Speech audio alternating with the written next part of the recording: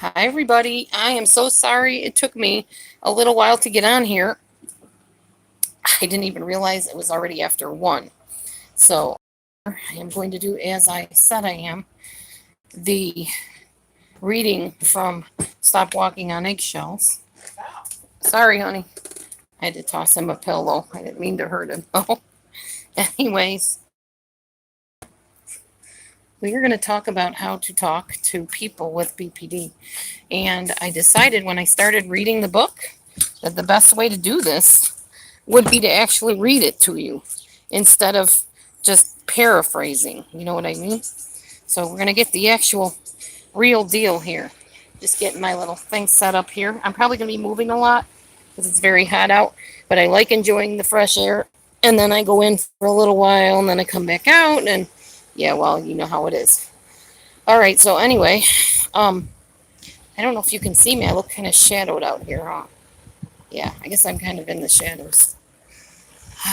Okay, maybe I need to be inside. Bummer. I thought I could do it out here, but maybe not. Tell me if you can see me or not. First of all, I'm going to put on my chat. Can anyone see me? Am I like shadowy? Am I dark? I can't see myself, so I rely on you to tell me that. And actually, my auto thing is up as high as it goes, so I don't know. Oh, what happened here? Make sure I'm still playing. Okay, guys, I'm back. Sorry.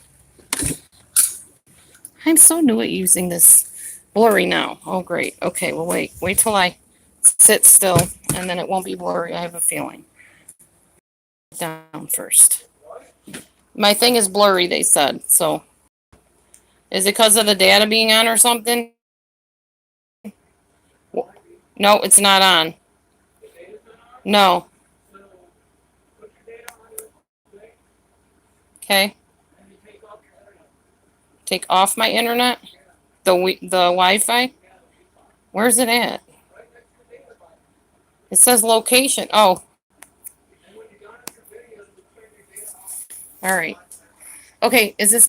Am I still blurry? Just let me know, because I will tweak and mess with it till I get it right. Okay. I am moving around for a minute just till I can get situated and figure out where I want to film this. Because I want to get the best lighting and all that jazz. And it is live, so makes a difference. I'm better now. No, stop moving around. Yeah, I know I will. I'm going to. Sorry, Storms. I'm just trying to get in a comfortable position where I can do this because reading here. It's a whole chapter, so best way to do this so that everybody can get the gist of what it feels like communicating with somebody that has BPD. Okay. Yeah, I'm not moving around anymore. I'm sure that was what was going on. The sound is good though and everything. Okay. So, first of all, this is from the book Stop Walking on Eggshells. There it is. It is by Paul T. Randy Krieger. The copyright is 2010. That's just to eliminate any copyright infringement situation or whatever, you know. Um, yeah. So we're going to be talking about asserting your needs with confidence and clarity. This is a direct reading. I am not paraphrasing. I'm not making up my own words, which is why I told you the copyright. I do not hold rights to this book at all. I did not write it. I did not interpret it. I did not edit it. Nothing. I didn't even publish it. It specifically belongs to the people that wrote it. So here we go. I told my borderline wife over and over again how much I loved her, that I would never leave her, that she was a beautiful and intelligent person. But it was never enough. If a female sales clerk's fingers brushed mine as she was giving me change, my wife would accuse me of flirting. Trying to fill the emotional black hole inside a BP is like trying to fill the Grand Canyon with a water pistol, except the Grand Canyon has a bottom. Very true. That came from Welcome to Oz Internet Support Community, which I believe still does exist if you want to check it out. All right. I see there's only one person in here, which means some people have probably left. I respect your right to do that, obviously. You might want to hang around or watch this later if you are dealing with somebody that has BPD, because this information is very, very helpful. All right, and I will answer questions and stuff. I'll have a Q&A as soon as I'm done, I promise. You can respond to someone with BPD in two primary ways, like a sponge or like a mirror. It is common for the same person to react both ways, sometimes absorbing, sometimes reflecting. Hi, Wilson family. If I don't answer you, it's because I'm actually reading from a book. Stop sponging and start reflecting. We're going to call them non-BPs, which is non-borderlines. Some non-BPs absorb their borderline projections and soak up their pain and rage. It's called sponging. These non-BPs may be under the illusion that they are helping the BP, but in fact, by not reflecting the BP's painful feelings back to the rightful owner, they are rewarding the BP for using these defense mechanisms. This may make it more likely that the BP will continue to use them in the future. People who act like sponges say that they feel like they're trying to fill a black hole of emptiness inside the BP, but no matter how much love, caring, and devotion they provide, it is never enough. So they blame themselves and work even more frantically. At the same time, the BP feels the terrifying pain of the aching cavity and urges the non-BP to work even harder and faster at filling the hole. If the BP is the acting out type, she may castigate the non-BP for being lazy or indifferent to her anguish. If the BP acts in, she may tearfully beg the non-BP to help end the suffering.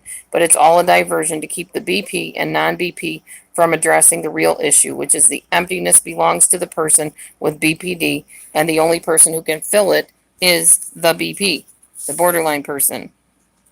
Okay. Stay focused and observe your limits. Don't get caught up in the borderline's accusations, blaming, impossible demands, and criticism. Instead of soaking up the other person's pain, try to maintain your own sense of reality despite what the other person says. Reflect the pain back to its proper owner, the person with the borderline disorder. Express confidence that the BP can learn to cope with his or her own feelings. Offer your support. Make it clear that the BP is the only person who can control his or her feelings and reactions. Show by your actions that there are limits to the type of behavior that you will and will not accept. Communicate these limits clearly and act on them consistently. Okay. You may also need to take steps to protect yourself or your children, not because you're judging or labeling anyone else's behavior, but because you value yourself and your feelings. These steps might include removing yourself or your children from an abusive situation. Let the BP take responsibility for his or her own actions. Assert your own wishes. Disregard name calling or provocative behavior. Refuse to speak to an enraged person. Decline to let anyone else's public behavior embarrass you, and simply say no. Okay, I said I wasn't going to interject anything, but I am going to interject one thing here, at least in this part. This part about refusing to speak to an enraged person. I remember a live video recording show, whatever, that I was in recently, where everybody was screaming at each other. And I remember sitting there thinking, man, I wish they'd invite me to go live, because I guarantee you, if somebody's screaming at me, they probably wouldn't hear so much back from me. I would just pretty much sit there and say, yeah, I can tell you're really angry. Wow. Yeah, I can imagine that would frustrate you. It would frustrate me too. When people get angry at me, when they raise their voice, when they become enraged, I get quieter.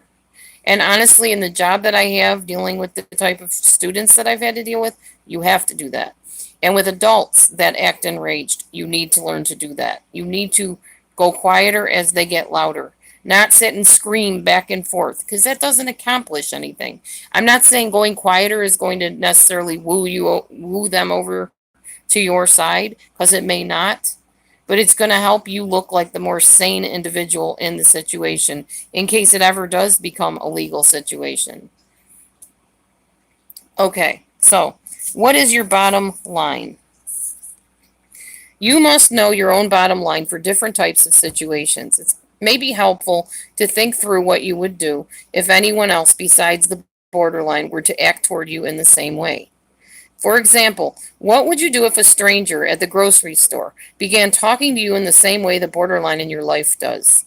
If you would take steps to stop a stranger from treating you in this way, why not take steps to stop the borderline from doing the same?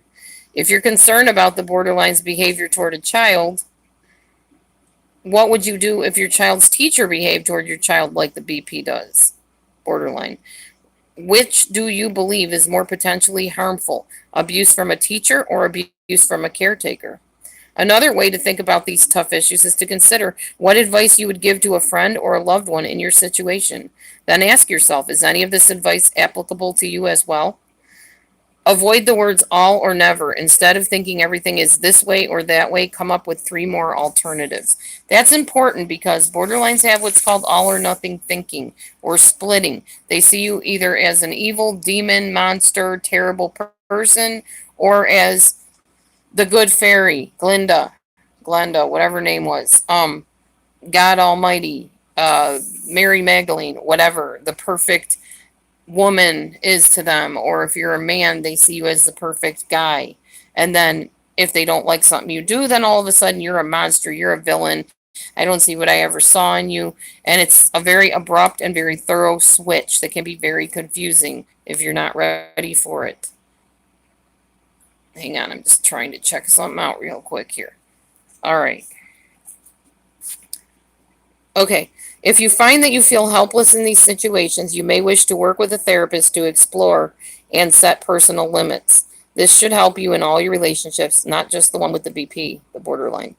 There are some specific strategies that you can use while talking to an upset borderline that can help you reflect the borderline's behavior instead of absorbing its effects. Number one, breathe deeply. People hate it when I say breathe. People get offended by that as if I'm telling them, stop screaming, stop yelling, stop being erratic. But I am telling them that. I'm telling them if you just calm down, breathe a minute, think before you flip out, you might be able to calm down a little bit and you might get better results with me rather than screaming and yelling at me, you know. I'm going to set this up here so I don't have to hold it. Just kill my fingers here. Give me a moment to get this propped up a little. All right, that's a little better, I guess. I'm like way down here. All right. Phones are a trip and a half to try to deal with. You're not used to them. Hi, Carol Triana. Okay, so breathe deeply. When stressed, people have a tendency to take shorter and shallower breaths. Everything's fine, Carol. Apparently you didn't see my promo video. Somebody explain what's going on, please, to whoever comes in the room. The fight or flight reaction kicks in and it becomes hard to think logically. This can happen to the person with BPD as well. Taking slow, deep breaths can help you settle down and think logically instead of simply reacting emotionally. Someone will explain it, Carol. Number two, keep seeing shades of gray. Often non-BPs pick up the borderline defense mechanism of splitting or seeing things in black and white like we just talked about.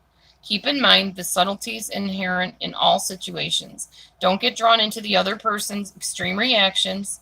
Trust your instincts and form your own judgments. Separate your feelings from those of the person with BPD. In Chapter 3, we explained that BPs, borderlines, often use projection to try to get others to feel their feelings for them. You may need to keep checking yourself to determine whose feelings are whose. If you start to feel helpless or angry, is it because the other person is projecting his or her own helplessness or anger onto you? Validate your own opinions and keep an open mind. The borderline may state facts you know to be untrue, or may assert opinions that you strongly disagree with. Yet people with borderline personality disorder can be perceptive, so objectively consider what the borderline is saying. If after reflecting you still disagree, then remind yourself that your version of reality is equally as valid as anyone else's. Your feelings need to be validated just as much as those of the person with BPD. Be aware of timing. There are good and bad times to bring up certain subjects. If for any reason the BP is feeling rejected, abandoned, or invalidated by other life events, he or she may react strongly to what you have to say. So you may want to postpone the conversation for a calmer time. Again, there are people on YouTube that have this disorder. If you know this and you want to argue with them about something that's going on, you need to pick your times. Don't just assume that it's okay, I'm just going to bring this to them right now. Somebody with borderline is very volatile. They do not handle stress well. They don't handle disappointment well. So if you're going to deal with them as a friend or just a person that knows them, you need to slow your roll down a little bit and make sure that they are receptive before you start rattling off, well, you said this and you did that, and I saw that video you made, and blah, blah, blah, because they're not going to receive you very well. You'll just end up with a fight on your hands, or they'll find some way to passively aggressively attack you. All right, be aware of your own moods. If you're feeling vulnerable, lonely, or sad, or even tired or angry, you may wish to wait until you're feeling stronger. Remember that you have a choice about your feelings. The choice of how someone feels is largely up to him or her. If the BP says, you're the worst mother in the world, you can choose to believe it and feel guilty, or you can depersonalize these words because you know they're not true. I go through this all the time, almost every single day at my job, where one of the kids will say, so-and-so said I'm a big, fat, lousy, whatever. And you know what I say? I look at them and I say, are you? No. Well, then why does it bother you? Why does what someone's opinion is, if it's not true about you, even matter to you? Why is that an issue? Well, because they blah, blah, blah, blah. Now, these are kids that don't have the ability to really process what I'm saying, but I still use the same tactic with them that I would use with anybody that's even neurotypical. If it's not going to matter to you because it's not true about you, why make an issue? I don't get it. I really don't. I never will. Okay. Acknowledge before disputing. People with BPD may unconsciously revise their version of the facts to fit their feelings about a certain situation. While it may be tempting to argue about the facts with a borderline, doing so neglects the real root of the issue, the borderline's feelings. Consider the following example of how to address the borderline's feelings without agreeing with or arguing over his or her version of the facts. Now, this is why I'm reading this and not just paraphrasing, because honestly, they give really great examples of dialogue between a person with borderline and a neurotypical or a non-BP, I guess you would say. So, fact, Cynthia, the mother of a borderline teenager, Jesse, occasionally has a glass of wine at night when a friend comes over for a visit. Feelings. When Cynthia has friends over, Jesse, the borderline, feels ignored, depressed, and angry. So here's Jesse's facts. Jesse is the borderline. This is what is happening with Jesse. Because of shame and splitting, Jessie doesn't take responsibility for her own negative feelings. Instead, she accuses her mom of causing them, actually convincing herself that her mom, Cynthia, has a drinking problem. To Jessie and other borderlines, if an explanation feels right, it is right. Facts that don't fit the borderline's theories may be denied or ignored. This is why you think certain people are lying online. Because to them, they're just changing the story to fit their feelings. To you, you're like, wait a minute, that isn't even true. They don't see it that way. They see it as it's true because this is how I feel, and this is validating my feelings right now. So to me right now, this is the truth. That's why it looks so erratic. That's why we're so confused with people that have this disorder. Because to them, they change the facts to fit their feelings, if that makes sense. Okay. If Jessie accuses her mom of being an alcoholic, and Cynthia, the mom, immediately begins defending herself, which is a natural response, I'm not an alcoholic. Come on. What are you thinking? I only had a few drinks. You know how a lot of us would react. You got to be kidding me. I have a few friends over for a drink, and all of a sudden I'm an alcoholic. Well, you got issues, young lady, and you don't talk to me that way. That's how a normal conversation would usually go, except it's not going to go that way, because I'm going to tell you how to handle it.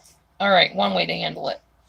So immediately, Cynthia would begin defending herself, a natural response. Jessie will interpret this to mean, you are wrong and bad for feeling this way. That's how she would say, Mom's saying I'm wrong and bad. That's how a borderline would interpret that. Then, she will then become even angrier at having her feelings invalidated. Furthermore, the real issue, Jesse's feelings of abandonment, would not be addressed, so nothing would be resolved. So Jessie, the borderline, is still going to feel abandoned and rejected by her mother if her mother gets defensive. By addressing Jessie's feelings before disagreeing with her facts, Cynthia will be able to share her version of reality at a time when Jessie is more open to hearing it. In the example that follows, notice how Cynthia, the mom, allows Jessie, the daughter, to fully express her feelings before she presents the facts as she sees them. Cynthia doesn't begin by addressing whether she is or is not an alcoholic, because that would be dealing with facts. In Jessie's borderline world, feelings are all that are important right now. Okay, so here's the story played out the way it should be played out if you're handling the borderline responses in the correct way. So Jessie, the daughter, angrily, "You've been drinking out here on the porch with your friends for hours. You're just a drunk." The mom says, "You seem angry and upset." "You bet I am. How would you feel if your mother was an alcoholic?" "I wouldn't like it at all. It would make me feel scared and worried that she wouldn't be able to take care of me. Is that how you feel?" "I'm just mad. I'm calling child abuse hotline tomorrow. I'm telling them that my mom lies around the house drunk all day." The mom says, "No one would want a mom that lies around the house drunk all day. It sounds like that's what you think I do. You have a right to your own feelings and opinions. I see things differently, though, and I also have a right to my feelings and opinions. The way I see things, I'm quite busy all day, and I drink pretty infrequently. And when I do, I don't do it to a state of drunkenness. I don't feel drunk right now, and no, I don't believe I'm acting drunk either." Jessie says, "You've had too much to drink. You're acting just like Grandpa when he is drunk. Why do you need to sit around the house with your friends? I hate your friends. They're just a bunch of stuck-up biatches." Cindy says, "I know you don't like my friends. You have a right to your opinions about them. We don't always have to like the same people." Jessie says, "I don't see why they have to come over all the time." Mom says, "I know. It seems like to you that they're here all the time. Actually, I haven't seen Ronnie and Marta for several weeks. I have a good time with them. And I also have a good time with you when we go shopping and do stuff together. Like yesterday when we went to pick up your dress for the prom and stop for hamburgers and milkshakes. We had a good time, remember?" Jessie says, "Yeah, but I just wish you didn't have to drink with them." Cynthia says, "Yes, I know you don't like it." And that's how it usually calms down and ends with somebody that is borderline. She didn't get defensive. She didn't try to defend herself and say, "I'm not a drunk and you're just an ungrateful little brat." You know, how we usually would react, because we do react. When somebody's accusing us, it's a natural thing to get defensive. I do it. I definitely get defensive when I'm accused. I'm trying to learn to act more like Cynthia did in this situation, the mother, and it would behoove us all to learn how to do that, especially when dealing with somebody that has a personality disorder like borderline. Notice that Cynthia, the mother, reflects Jessie's feelings without agreeing that drinking is the same as being drunk. Of course, it's frustrating to be the subject of wild accusations that don't make any sense. It happens all the time on YouTube, paraphrased by me, or insert by me. It's not fair. Cynthia may go upstairs and grit her teeth with a knot inside her stomach. She may wish Jessie lived somewhere else, but she succeeded in talking with her daughter about the real issue that's upsetting her. In addition, Cynthia has expressed her own opinions and observations without invalidating Jessie's. That's quite an accomplishment. In these kinds of situations, it's helpful to remember the developmental levels that you learned in other chapters that I've actually done videos on. Jessie looks like a young adult. She sounds like a young adult, but emotionally, Jessie is a small, vulnerable child, feeling forsaken by a mother whom she believes doesn't know or care she exists. But instead of crying for her mommy the way a toddler would, Jessie shouts and threatens. Her childlike feelings bring about a very real adult consequences. Such is the nature of borderline personality disorder.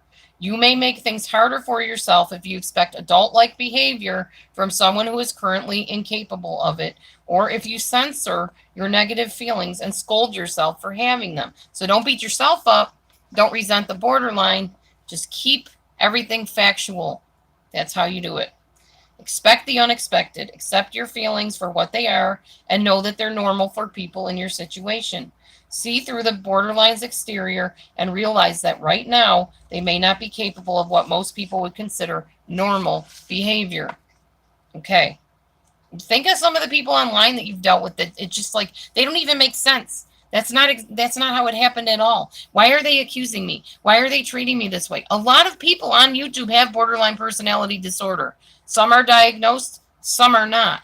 But you're not going to get anywhere arguing and beating your head against the wall. Hi, Kalu. There's my daughter. I have to stop and say hi. Okay. Carol, you'll be happy to know we mowed the lawn. Part of it, not the back yet. We'll get to that later when it cools down a little.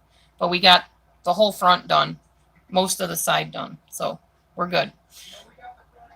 We got the front and the side. Matthew went out and did the side. So yeah, I'm sure the neighbors are happy too. Anyway, talking with the borderline about your personal limits is something you can and should prepare for. Following are some tips for communicating about your limits. Now, these are very important, so pay close attention if you're dealing with somebody that has BPD. Be specific. I would like you to respect me more is ambiguous. There's too much leeway in that. What exactly is respect? How do you know when you're getting it? I would like you to stop blaming me for your physical illnesses is specific and measurable. So you see the difference? I want you to stop blaming me versus I'd like you to stop blaming me for your physical illnesses. Communicate one limit at a time. The borderline may be treating you in a variety of ways you find intolerable, but asking him or her to stop blaming you for all problems, to stop raising his or her voice, to stop calling you names may be too much for the BP to process all at once. Choose one to start out with. Begin with the easy stuff. Telling someone to stop calling you names may be simpler than asking him or her to stop blaming. You can increase your chances of success and build your confidence by starting with something easier. Practice with a good friend. Role play the situation with a friend. Do this a couple of times, changing the borderline's responses each time. Don't feel you have to rush. Take as much time as you like to think and respond, both during the role play and the real event. Things will come together and it will get easier. It just takes time. I love role play, by the way. Absolutely love it.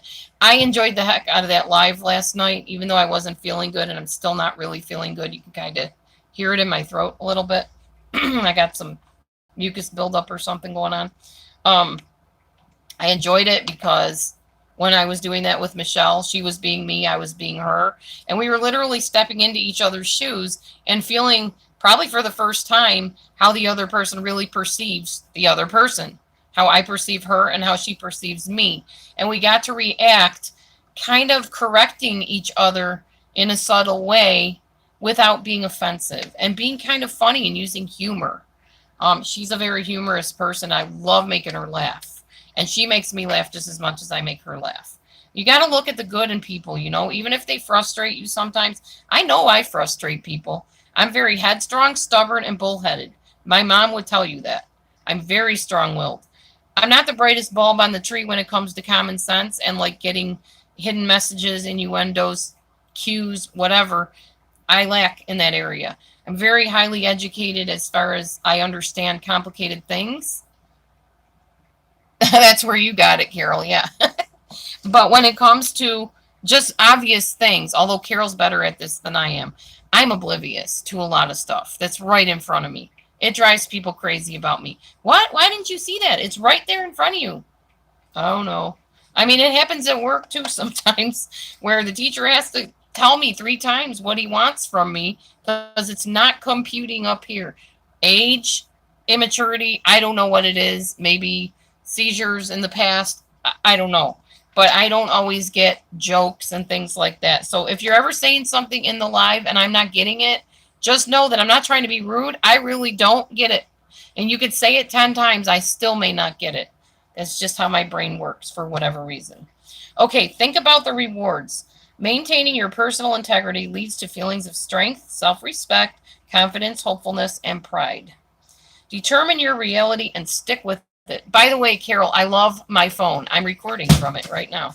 Such a clear picture, clear sound, lots of stuff I can do with it, little fancy things I can do. It's fun. Yeah, exactly, Carol. Break it down. Okay. Often the truth is not so clear-cut. Many borderline or non-borderlines we interviewed told us they had trouble trusting their own perceptions of reality because the borderlines in their lives were so convincing in their insistence that they were right and the non-borderlines were wrong. Let's look at Sarah, a non-borderline, and her borderline mother, Maria. Sarah tells Maria she will no longer stay on the phone when Maria blames and criticizes her. Now remember, Maria is the mother, Sarah is the grown daughter.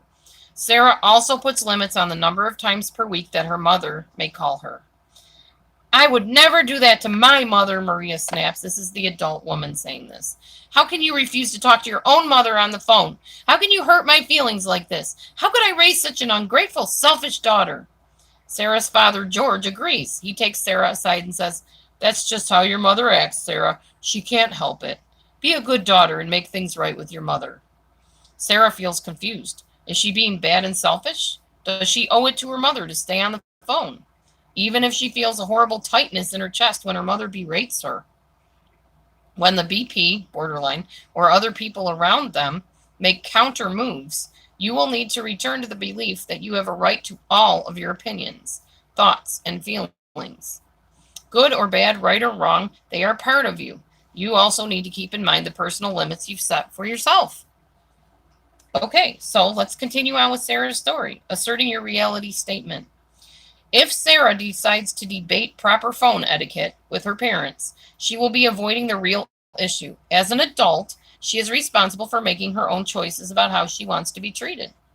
Sarah says, Dad, I appreciate the fact that you have different beliefs about me asking Mom to observe phone limits. I understand that the two of you might do things differently. But I am not you. I am me. And to respect myself and my own feelings, I need to limit phone calls to once a week and not stay on the phone and listen to criticism and blaming that makes me feel bad. Hold on, I'm trying to read some comments here that keep on going away as quick as I can see them.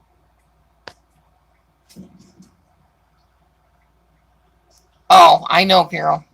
Well, Carol could tell you some stories about BP people. She's had her share of that. All right. Reality statements help you and the borderline find the grays in between the black and white of your truth and theirs. The two of you may negotiate. For example, Sarah and her mother may ultimately agree on phone calls twice a week instead of once a week.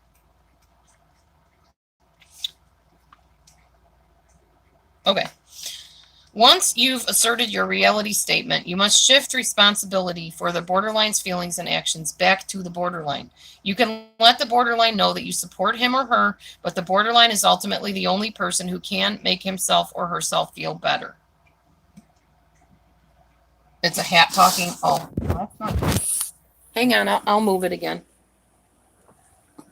I didn't know there was a hat talking. That's crazy. I just got to get used to how to prop this thing up because I'm not used to it. All right, let's see. Can I do it this way? No, that'll make me be sideways. Matthew taught me how to do this rotation thing yesterday. Let me see if I can do it again. Okay, turn off the auto rotate. There we go. Does this work now? Or does this make me sideways? Oh, no. All right, I guess I'm live again. This is really weird. Coming into the middle of a live, it just lets you resume everything. Honey, can you do something for me before you do that? Never mind. I was thinking it was Saturday, dude. I'm not used to getting home. It's not Saturday, no. I need you to figure out how I can tip this. Like, remember how we did it without it making me go sideways? Hang on, y'all. I'll be right there. Just trying to redo my screen. What do you mean? What are you trying to do? I want to have it turned this way instead of straight up and down without me looking sideways. Like I'm sideways on the screen. I don't know if you can. Okay. You can. Okay. Well, I thought we had it yesterday.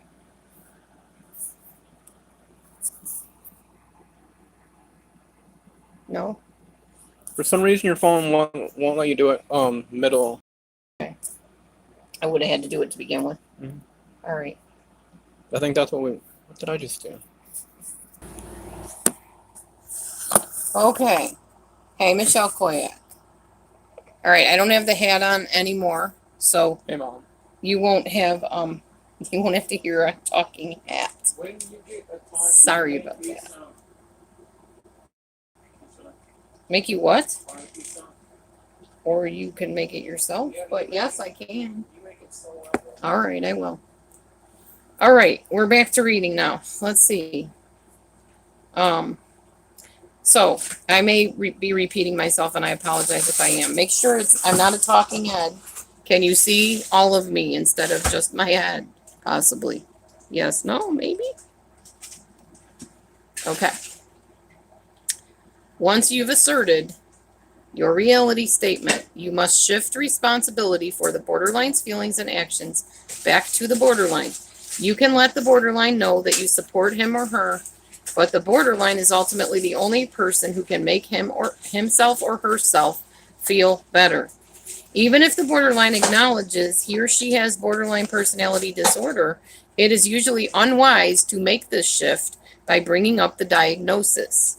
This may be viewed as dismissive and disrespectful. This is a hard one for me because I like labeling people, and I admit that. My husband has lots of issues, as we know, and the biggest thing I've learned with him is to not bring that up with him constantly. Well, that's because you're this, that's because you're that, or whatever. People need to own their responsibility, no matter what their disorder is. There's certain things everybody can do and is capable of doing. So making excuses for them by saying, oh, well, you're just borderline, or you're this, or you're that. There is a certain modicum of respect that everybody needs to show people. It doesn't matter what your disorder is. You still need to be respectful. You still need to follow rules. You're not exempt from being a decent human being just because you have a disorder. But at the same time, reminding somebody they have a disorder is not helping them feel like a human being. It's making them feel like a label, like a creature, like a specimen, like a case study. And it's not fair to them. So it's something I'm learning. I'm not good at this at all. I admit it. I like to label people. I like to know what I'm dealing with, which is fine in my head. But what I need to realize is not to label people to their face.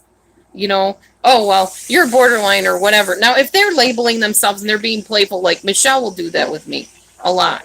She'll be like, well, I'm a borderline. Well, last night it was, you're a borderline. So, you know, we play about it. But she knows it causes her a lot of problems and a lot of grief. And I love her, so I try to work through things with her. And I try to respect the fact that she doesn't always perceive things the way that I perceive them, or as anybody would. Nobody does. No two people do. But for borderlines, it's harder because their lack of perceiving things maybe a bit more realistically can cause them problems in relationships. It can make them look like liars. It can make them look like they don't care about people. Good morning, Grandma Ducky. I've never met you before. Welcome to my room. I'm hoping to get some new people in. And I'm really happy that you're here. I'm reading from a book. It's called The Language of Letting Go. Sure. Stop Walking on Eggshells, although The Language of Letting Go is a great book too. And it is by Paul T. Mason, MS, and Randy Krieger. Copyright 2010. Since I'm not sure if this video connects all together in the end, because I've never had my phone go out like that, I wanted to make sure I gave credit where credit was due. All right. So, share the responsibility. Hang on. I'm not sure where I left off. Oh, even if the borderline... Nope, we already did that. Here is a more positive way of shifting, using the example of Sarah and her mother. Now remember, the mother is the borderline here. I understand, Mom, that you disagree with my phone limits. I can see it's upsetting to you that I have feelings about the negative things you say to me when we talk on the phone. Hopefully you'll realize that I still want to talk with you, but not if you're criticizing and blaming me. I care about you and I want to hear from you. I just want to be treated with respect. I did not know that, Michelle Koyak. Thank you for sharing that. We're going to have a Q&A as soon as I'm done reading this chapter, I promise you. Because I think this is a great thing to talk about with each other, because there's so many people here that do suffer from personality disorders, and borderline is a big one. Because a lot of us have had very abusive, narcissistic parents. All right. Let's say that your borderline daughter is upset with you because you forgot to pick up a book from the library for her as you promised. But her reaction is out of proportion. She insists that you always forget these kind of things, that you must have forgotten because you don't care about her and that you wish she was dead. In this instance, you might want to share the responsibility rather than just shift it. As you read this, remember that you've already gone through the process of paying attention, understanding fully, and so on. Here's what you might say. I know you feel very hurt and angry that I forgot to pick up the book. And you've said you feel that I do this all the time and this means I don't love you. I can try to make up for forgetting the book by saying I'm sorry and offering to pick it up tomorrow, which I've done. And I can point out the times I've remembered to do you favors. And I can tell you that I do love you, which I do very much. That's all I can do. I can't change the past. I can't make you believe that I love you. I know it hurts, and I know you're mad. You can choose to keep thinking these things, or you could choose to try to calm down, accept my apology, and see where we can go from here. If you've made a mistake and the borderline is upset, you should share the responsibility, like we just shared, okay? Okay.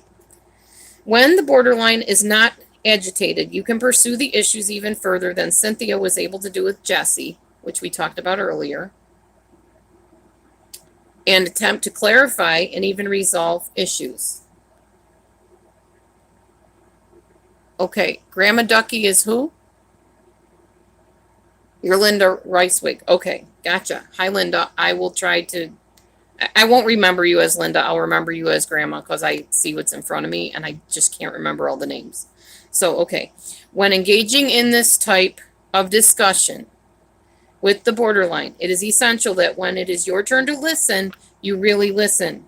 Here are some tips. Don't think about what you're going to say. That's with anybody. When somebody's talking, you don't be sitting there thinking, well, I need to say this next. Be paying attention and listen to what they're saying. Do not become defensive and tune the person out.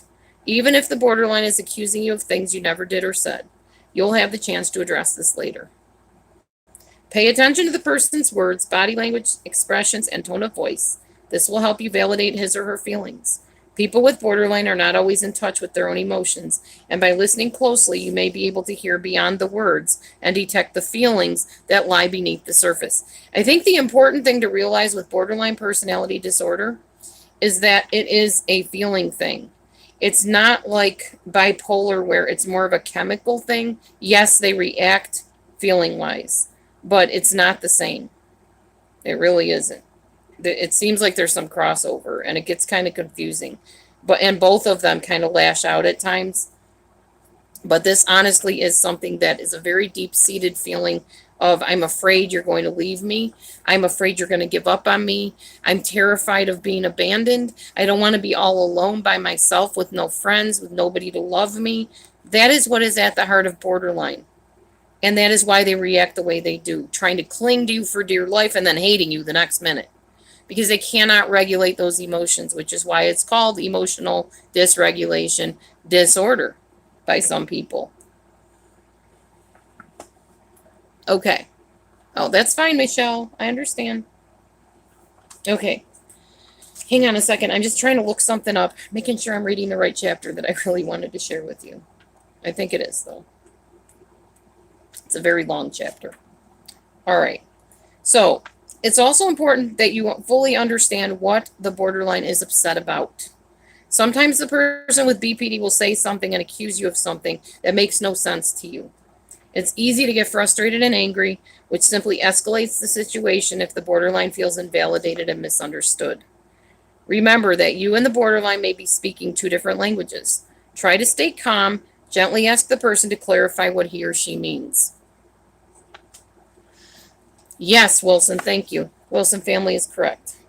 Following is an example of how to go about better understanding the borderline in a conversation between Tara, who is the borderline, and Corey, who is the non-borderline. No matter how angry or upset Tara gets, Corey remains calm and composed. Tara says, I know you're having an affair. Corey, what makes you think that? Because you don't love me anymore? You never loved me, and you want to leave me. Whoa, let's take those one at a time. Why do you doubt my love for you? You don't spend enough time with me, for one thing. You said I don't spend enough time with you. Can you tell me what you mean? You know what I mean. No, I'm not sure I do, but I want to understand. Can you help me? Last Saturday, you went out with your friends to a movie without me. So see, you get to the bottom line of why they're upset. You don't assume you know why they're upset. And hey, Sue, soul sister, I'm not ignoring you. I'm just trying to read a book. In this situation, asking Tara to elaborate gave Corey some much needed information. If he had immediately responded by denying the affair, they probably would have fought at length without uncovering the real issue, Tara's fear of abandonment, sparked by Corey going out with friends. Thank you, soul sister. Thank you. Validate the BP's emotions. If you want the conversation to facilitate change, you must validate the borderline's emotions. This combines the paraphrasing and reflective listening skills you learned in the earlier chapters. Lynn, she's a borderline. When I finally got counseling, it was like a miracle to be given permission to feel my feelings and to be told those were healthy, intelligent reactions to have, given the situation I had been in. My family had been telling me I shouldn't feel the way I did, which just made me angrier and more upset. The feelings of the person with borderline personality disorder may not make sense to you, but they do make sense to the borderline. Here are some guidelines for how to address them. Don't judge the person's feelings, deny them, trivialize them, or discuss whether or not you think they are justified. Restate their feelings. Dig a bit beneath the surface for feelings that may not be as obvious. Ask the other person if your perceptions are correct. Show the borderline you are hearing what he or she is saying. Avoid sounding patronizing or condescending, or the borderline may get enraged because you don't sound like you're taking his or her concerns seriously. This conversation demonstrates validation and is a continuation of the one between Tara and Corey. Tara says, last Saturday you went out with your friends to a movie without me. Remember we left off on that? Corey says, you sound really upset and angry, both about me going out to the movie and about thinking I don't love you. I can see from the tone of your voice and expression on your face, Tara, I can understand if you thought I didn't love you. That would be upsetting. If that were true, it would be more than upsetting. It would be devastating. Are you feeling hurt and sad right now? Tara says, yes. Aw, thank you, Pixie Sticks. I know everybody says they like my hair up like that. I do too. I like it like that, but I don't always like wearing my hair the same way because then it kind of gets old and boring and the same old, same old. So I like wearing my hair different ways. All right, after you have validated the borderline's feelings, assert yourself with my reality statements. In this example, Corey's reality is straightforward. He knows that he asked Tara if she wanted to go to the movie and she refused. And he knows that indeed he does love her. In this case, he could say, Tara, it's true that I did go out with friends. You didn't want to go, so I went by myself. I had a good time. I enjoy being with my friends. But that doesn't mean I don't love you. I do, in fact, very much. And this is important, everybody. When you have somebody that has borderline in your life, you have to tell them you love them a lot. You really do. You need to reassure them. And there's nothing wrong with reassuring people of your love. Hi, Tammy. I almost said hi, Dee Dee. I'm saying hi to myself. Hey, Tammy. I'm such a goof sometimes. So make sure you validate your borderline friend, okay? Or family member. I know I'm goof. Some reality statements will be factual. For example, when I said I smelled something burning, I wasn't commenting on your cooking. I was just noticing a burning odor. Other reality statements will reflect your opinions. I don't believe that wanting to see a movie with friends is selfish. I think that even when two people are married, it's good for them both to have other friends and pursue their own interests. So there you go. There's two ways of handling that. Express your reality statement clearly. The borderline may try to argue with you about who is right or who is to blame. Some of these arguments may be illogical. Aw, thank you, Tammy. Thank you, everybody, for your compliments. I appreciate that. Some of these arguments may be illogical. For example, one borderline insisted she was justified in punching and kicking her husband because he called her violent. Resist the temptation to justify, over-explain, or debate. Simply stay focused on your message. For example, an appropriate response to an accusation would be, I understand you feel this way, but I see it differently. Repeat it as often as necessary. Yes, true. Okay. Hang on a minute. I'm going to see if I can skip ahead for some of this. Maybe not.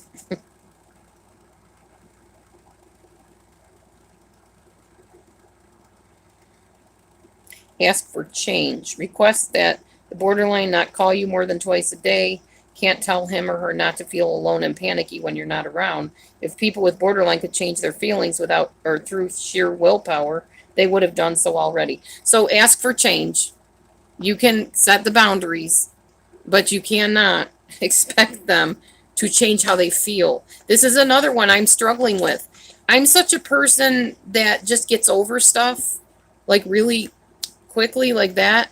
I don't tend to harbor grudges. I don't tend to hold on to things. I don't tend to wallow in self pity or poor me or jealousy or any of that stuff. Yes, I have feelings. I feel envious and jealous. I watch Golightly's lives and I'm like, that's not fair. I've been here since 2008. Why is she just pop in and all of a sudden she's got however many thousands of followers and subscribers? Yeah, I feel that way. She knows I feel that way. I've heard her talk about it on her show. And yeah, I do. I don't understand. It's not fair. It doesn't feel fair to me. Why I could be here for so many years and I only have 7,000 subscribers. But then I think, well, you got 7,000 subscribers. When you started out, you had one subscriber, your cousin or something like that. So I am a brat. I am. I admit I'm a brat. I admit I have bratty feelings sometimes. I'm as human as the next person. But I don't tend to hold those feelings and let myself be taken down by them. I don't curl up in a little ball and say, oh, I can't go outside today because this person doesn't like me. That's not me. I don't act like that. I used to, but I've grown up, matured, and got over my stuff. Plus, I have a daughter like Carol who doesn't put up with that stuff. She'll be calling me up and say, Mom, suck it up. Get over it. Get out to work, Mom. Quit wallowing in your self-pity. And she knows I'll listen to her, so that's how it is. I know, Tammy, that's what I'm saying. What the heck? What does she do so wonderful that it's worth thousands of dollars? She comes on, shows herself off, acts giddy and goofy and crazy and does impersonations and tells us all the wonderful, famous people she knows. What do? I'm giving something valuable here. I'm giving people help in dealing with people with personality disorders. I'm a life coach. It's what I do. It's what I've done for years. But you don't see me raking in any thousands of dollars. I don't get it. I don't know. God blesses who he blesses. He lets his sun and rain fall on the just and the unjust and all people. So whatever. I still like her. I do still like her. I still watch her. I just shake my head and sit there and think, wow, okay. And I'm trying to learn different ways to get more subscribers and more people in here. Not that you guys aren't wonderful, because you are. You're my group. You're my little online family. But I want people from all over the place to find out about these lives.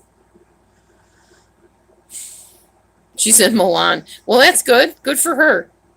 Bon voyage and happy returns, She travels all over. I can't do that. I have to work. I have to pay for this little tiny place. Thank you, Marie. I do too. I love Molly Golightly. Marissa. I like her when she's being a life coach more than any other time, but I watch her at other times. She's fun. I just don't get what she's doing differently that's making her tons and tons of money. I wish I knew her secrets. All right. Anyway, back to the book. I'm getting too into myself here and what I want. All right. So now you're going to ask for a change. I need you to not call me so much. I need you to wait till after I eat dinner. Whatever. Set your boundaries. But don't say, stop feeling like, your world's ending. Stop crying all the time. Stop being a big blubber puss, you can do that, but you're not going to get very far with a borderline because they don't regulate their emotions. That's the whole point of borderline personality disorder. You can't change how they feel. All right, communicate your limits. We talked about that a little bit. Describe the situation as you see it without exaggerating, making judgments, or explaining how you feel about it. Be as objective and specific as you can. It may help to pretend you're in a video camera capturing the action exactly as it happens. Do not use judgmental or loaded words or phrases. Do not claim that you are privy to the person's inner motivations or feelings, although you can say it appears as if the person was upset, angry, and so on. For example, you can say, yesterday you were driving home from our vacation. We were driving home from our vacation. Around lunchtime, we began talking about when we were going to stop to eat, and you began speaking to me in angry tones that got louder and louder. You seemed to be very upset about something that had happened the day before. After about 10 minutes, I asked if we could continue the conversation at another time.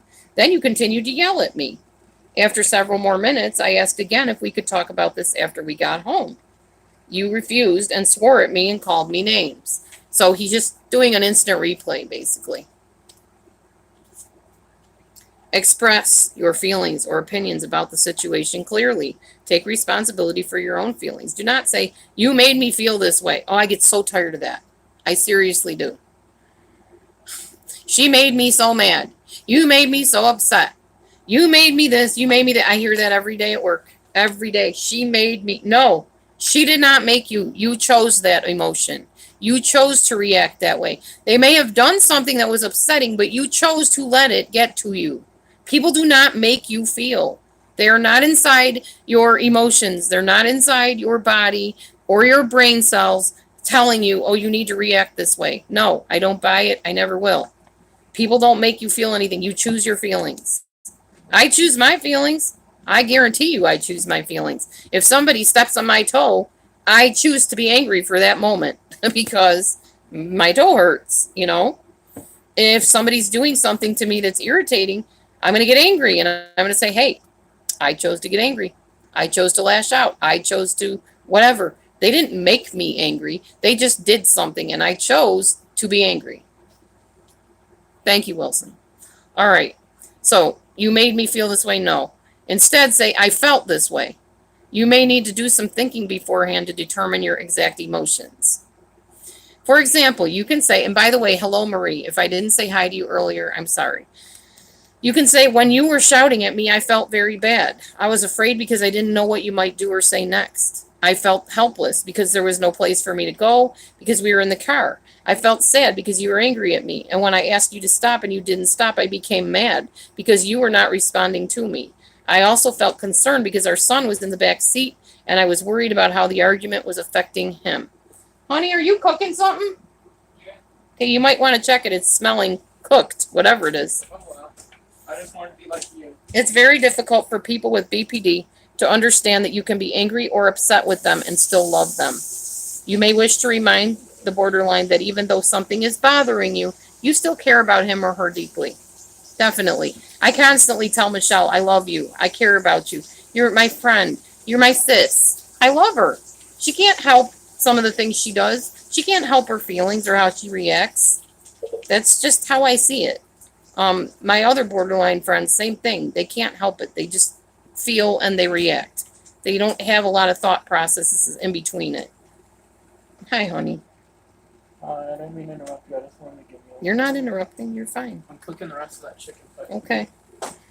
Assert your limits, making them simple. Again, explain that you've decided on this limit not because it's right, expected, normal, or how the other person should act. Instead, you want this because it is your personal preference. It is how you would like to be treated, and it's behavior that makes you comfortable. For example, you can say, I do care about your feelings, and I do want to resolve our difficulties. When things get intense and we start yelling at each other, I may need to stop the conversation and return to it later when we've both calmed down. This is something I need to do to make myself feel better. So own your own behaviors, own your own decisions, own your own feelings is what they're saying. Again, the borderline may try to engage you in a debate about what is right or wrong or who is at fault. Once more, resist the temptation to justify, over-explain, or debate. That's me, Miss Justification. Yeah. This is for me too, not just all of y'all. Listen carefully, then repeat your message. I hear what you're saying. Understand that you think it's all my fault. However, I see things differently. My firm position is that this kind of behavior toward me is unacceptable, and I want it to stop. I like how they put that. I see things differently. Those are some really important words there. I see things differently. 4 words you can memorize to help in a situation with somebody that has BPD. I see things differently. Because you do.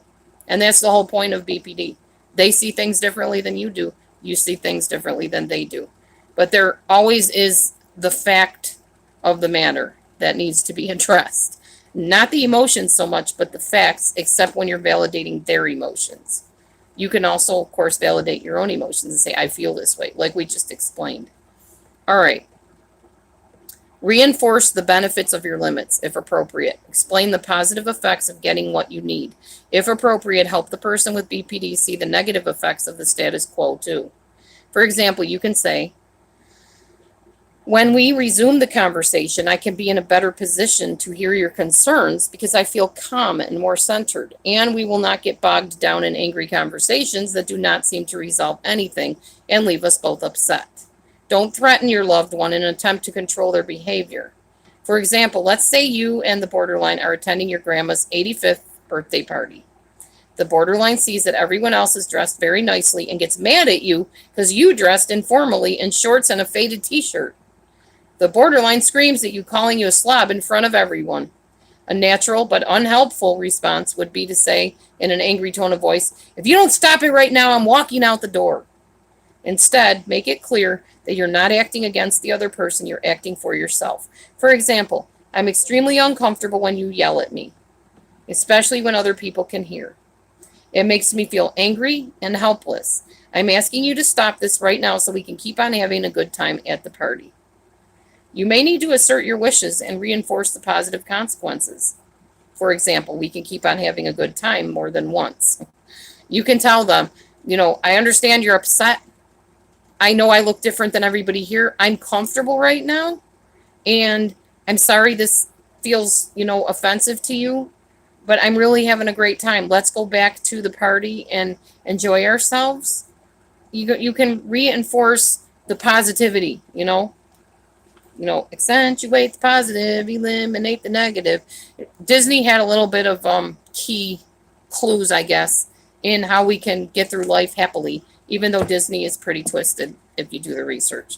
But they do, if you listen to some of the words of the songs, they're very meaningful and they can be applied, especially if they have a Bible basis to them. Okay, so don't threaten your loved one in an attempt to control their behavior. Instead, make it clear that you are not acting against the other person, you're acting for yourself. And you may need to assert your wishes and reinforce the positive consequences more than once. That was a little bit of a review there. Okay. Then you can do it the other way and bring up the negative consequences. If you don't stop this, I'm going to have to go somewhere else and take a break. Then do it if the borderline still does not change their ways and respond. Okay, be prepared for counter moves. Oh, what's going on here? Is my phone dying? Hang on, y'all. Oh, yes, we're down to 15%. Hang on. We have to switch positions, plug in the phone, charge the phone. There's my charger.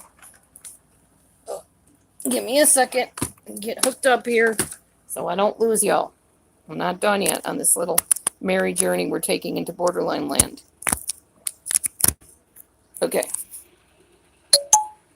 All right, I'm still here. Everything's still going. We're good. Okay, good. Let's continue. I'm just going to have to move over here now where the charger is. Okay, and it'll be dark till I turn the light on in just a minute. All right, that's better. I'll be a little bit red, but whatever. All right, hey, Sumi. Okay, so be prepared for counter moves. When one person gives up ineffective fighting and makes clear statements about their own needs, desires, and beliefs, the other person usually shifts their behavior in response. This happens in all relationships. But when one of the person has borderline personality disorder, it is crucial to anticipate the ways in which he or she might react to the changes you're making. Yeah, borderlines do not handle change very well. They like consistency and things that bring security. Understandable. People with borderline try to manage their pain through their interactions with other people. As we've explained, projections, rages, criticism, blaming, and other defense mechanisms may be attempts to get you pain for them. When you assertively redirect the pain back to the borderline so he or she can begin to deal with it, you are breaking a contract that you didn't know you signed. It's a good way to put it. Naturally, the person with borderline personality disorder will find this distressing. The BP will probably make a counter move. This is an action designed to restore things to the way they were. Counter moves also help people justify their actions, both to themselves and to you. This element is crucial because it seems to make the blackmail acceptable, even noble.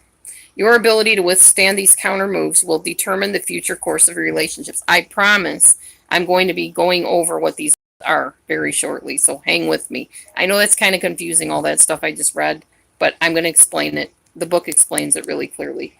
According to Harriet Lerner, 1985 copyright, people react to limit setting in 3 predictable and successive steps: mild disagreement, intense disagreement, and threats. If this sounds familiar, I actually did a video on this, but for some reason, God must have had me go back and read it again. Yes, change is a trigger. That is so true. So I'm reading it. I'm just going with it today. Be aware that someone with BPD, however, may skip right to threats. In our discussion of these steps, we'll focus on mild and intense disagreement. In Chapter 8, we'll discuss unsafe threats. Okay, so the spin. This is the first one. The blackmailer tells you that his or her motivations are pure and honorable, while yours are underhanded, unscrupulous, and self-serving. It's common for non-borderlines who set limits to be split into the bad person. Labeling. The blackmailer calls you names that reinforce his or her spun viewpoint and undermine your sense of reality. Many of these are actually projections, which we also know comes with narcissism. There is a level of narcissism present in borderline personality disorder. It's just that their motives are different. They're still trying to protect themselves, but they're protecting the real self. They're protecting the little child within that was ignored, neglected, deprived, or highly expected to do things that were out of a child's ability. All right. Pathologizing. The blackmailer tries to convince you that you are not just acting bad. You are bad, or sick, messed up, damaged. The higher the stakes, the more likely it is that this will happen. Many non-borderlines told us that the borderlines in their lives accused them of having borderline personality disorder. I don't have a disorder, you do. I don't need a counselor, you do. Yeah, my ex-husband actually, not that he accused me of needing a counselor because I was seeing a counselor, he actually threw up in my face, "You're the one that sees the counselor." I'm sitting there thinking, and that's a bad thing. Why? I'm telling you that I think you need help, but you're throwing in my face that I'm the one that sees the counselor. Yes, I'm the one that actually is getting help for my issues. The point is you're not. And he didn't. He's never seen a counselor on a regular basis. Never. He just puts all the blame on me. So, yeah. All right. Enlisting allies. The blackmailer asks other people to pressure you. This seems to be the most common when the borderline is a parent. In one case, a borderline mother showed up at her daughter's door with 4 relatives to back her up. Wow. Okay, that's one desperate borderline parent there. When responding, it's important to stay away from arguments about whether your limits are right or wrong. Hi, Mommy Mars. Here are some sample responses to some typical statements. Okay, now when I read these, I'm not going to say the borderline, the non-borderline. You'll know by the way I'm intonating. You're a bad, selfish person for making this request or for expecting this of me. I understand you think that I'm a bad person, but I feel good about myself and I'm proud that I respect myself enough to set this limit. You must hate me. No, I don't. In fact, I care about you so much that I want to work together to make our relationship better. I also care for and respect myself, which is why I'm bringing this up. You're manipulative and controlling. I understand you think I'm manipulative and controlling. I feel it's your job to make the choices and decide how you want to act. And it's my job to think about things I'm comfortable with and the things I'm not. I've thought about this a great deal, and this is very important to me and my own self-respect. You shouldn't feel that way. Perhaps if you were in my position, you wouldn't feel this way. We're 2 different people, and we each have our own beliefs, feelings, and opinions. I'm asking you to respect my feelings, even if you don't share them. You're the child, I'm the parent. I am your child, and I'm not a little girl or boy anymore. I'm an adult, and it's time for me to make my own decisions based on my own feelings and beliefs. You may not agree with me, and that's your right. It's my right to act in ways that respect myself. Now, I want to interject something real quick in that one. So many people, when I've explained like how our family gatherings go and how my kids sometimes talk to me, which isn't very pleasant, they'll say stuff like, well, I would make them blah, blah, blah, or I'd make them mind, or I'd show them what for. And I thought, they're grown adult children. I raised my children to do something that's called individuate, which means there's a certain point where you untie the apron strings and that invisible cord that attaches you to your children, and they become adults, adult children, but still adults in their own right. I don't agree with everything they do. They know I don't agree with everything they do. We talk about that when it comes up. But I don't try to control them. I don't say, well, you shouldn't do this. You should be ashamed of yourself. Oh, well, you better not do that because this is going to happen. No, that's a meddling mother. I'm not a meddling mother. My kids could say a lot of stuff about me, but that's one thing I don't think they ever could say, is that I tried to tell them how to run their lives. Yeah, they have to do things their way. And when a child is, I'd say teenage years, it's time to let them individuate. If you're still trying to make them your little girl or little boy, there's a problem there. And you happen to be the one with the problem. A teenager is not a little girl or little boy anymore. They're starting to become young adults, and that's what you're raising them to do. If you raise a child to be dependent on you for what they want to eat, what they want to drink, what they think about things, what their beliefs are, you're raising a crippled adult, is what you're raising. So if you're doing that, well, you might want to get some help with parenting. Just saying. All right. Other non argumentative responses include, that's your choice. I would like to talk about this later when things have calmed down. I need to think about this more. There are no villains here. We just see things differently. I'm not willing to take more than 50% of the responsibility. I know you don't like this, but it's not negotiable. I know you want to answer right now, but I need time to think. I won't be put in the middle. You need to work that out with them. That's a big one on YouTube. We all need to start saying that. I'm not going to get in the middle of this. I'm not. And I really got to say right now, I really appreciate those of you that have been here for being so kind to actually listen to me and not bring drama in here and change the subject and all that stuff. I don't care if you're saying hi and chatting about what I'm saying or even having conversations on the side, but I didn't want any drama here because this is really right now, the stuff I'm talking about can really help some people if we apply it on YouTube. Because go into some of the live shows or videos or whatever, and it's nothing but a bunch of screaming that gets nowhere. Yeah, it gets, I guess, your frustrations out, but is there really any communication going on? Is there really any resolution? I love it when I see people actually have shows where everybody gets to talk and be heard and there's resolution, but that's really rare, it seems, on YouTube. It ends up where people are angry at each other and they never talk again. Well, yeah, I talked to her at one time, now I don't speak to her anymore. That doesn't resolve anything. That just shows immaturity to me. Anyway, that's how I feel about it. I wish people could get along better. Life is short. You don't know how long you have somebody in your life. And I say that because I recently lost a person that I wasn't super close to him, but he was part of our lives. He was at family gatherings. We hung out. We joked a lot. He would kind of flirt with me playfully and stuff. There's a long story behind that. I had a crush on him at one time, but what? Always, Matthew says.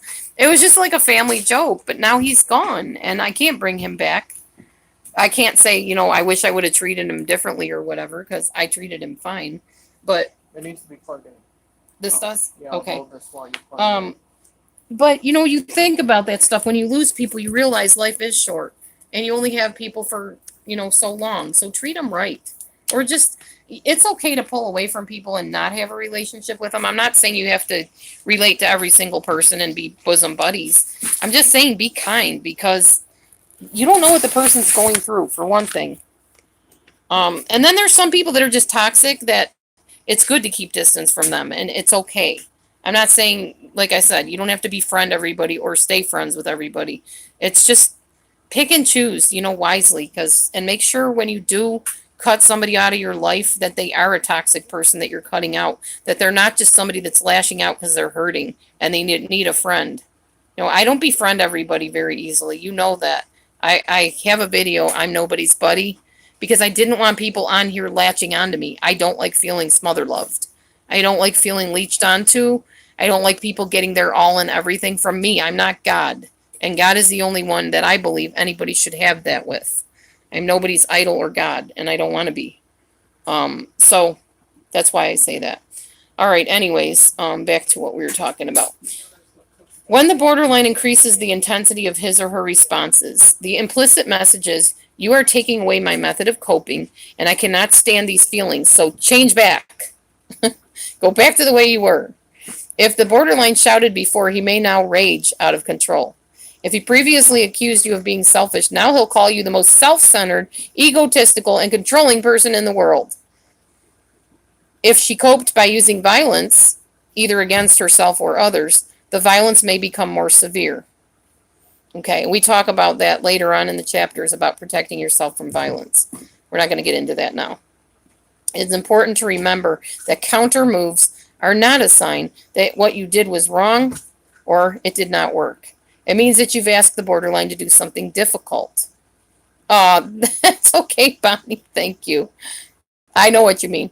Nobody likes doing things that make them uncomfortable. I don't mind people attaching to me in healthy ways. I'm just saying when I become their everything, there's a problem there. You got to have your own life, you know.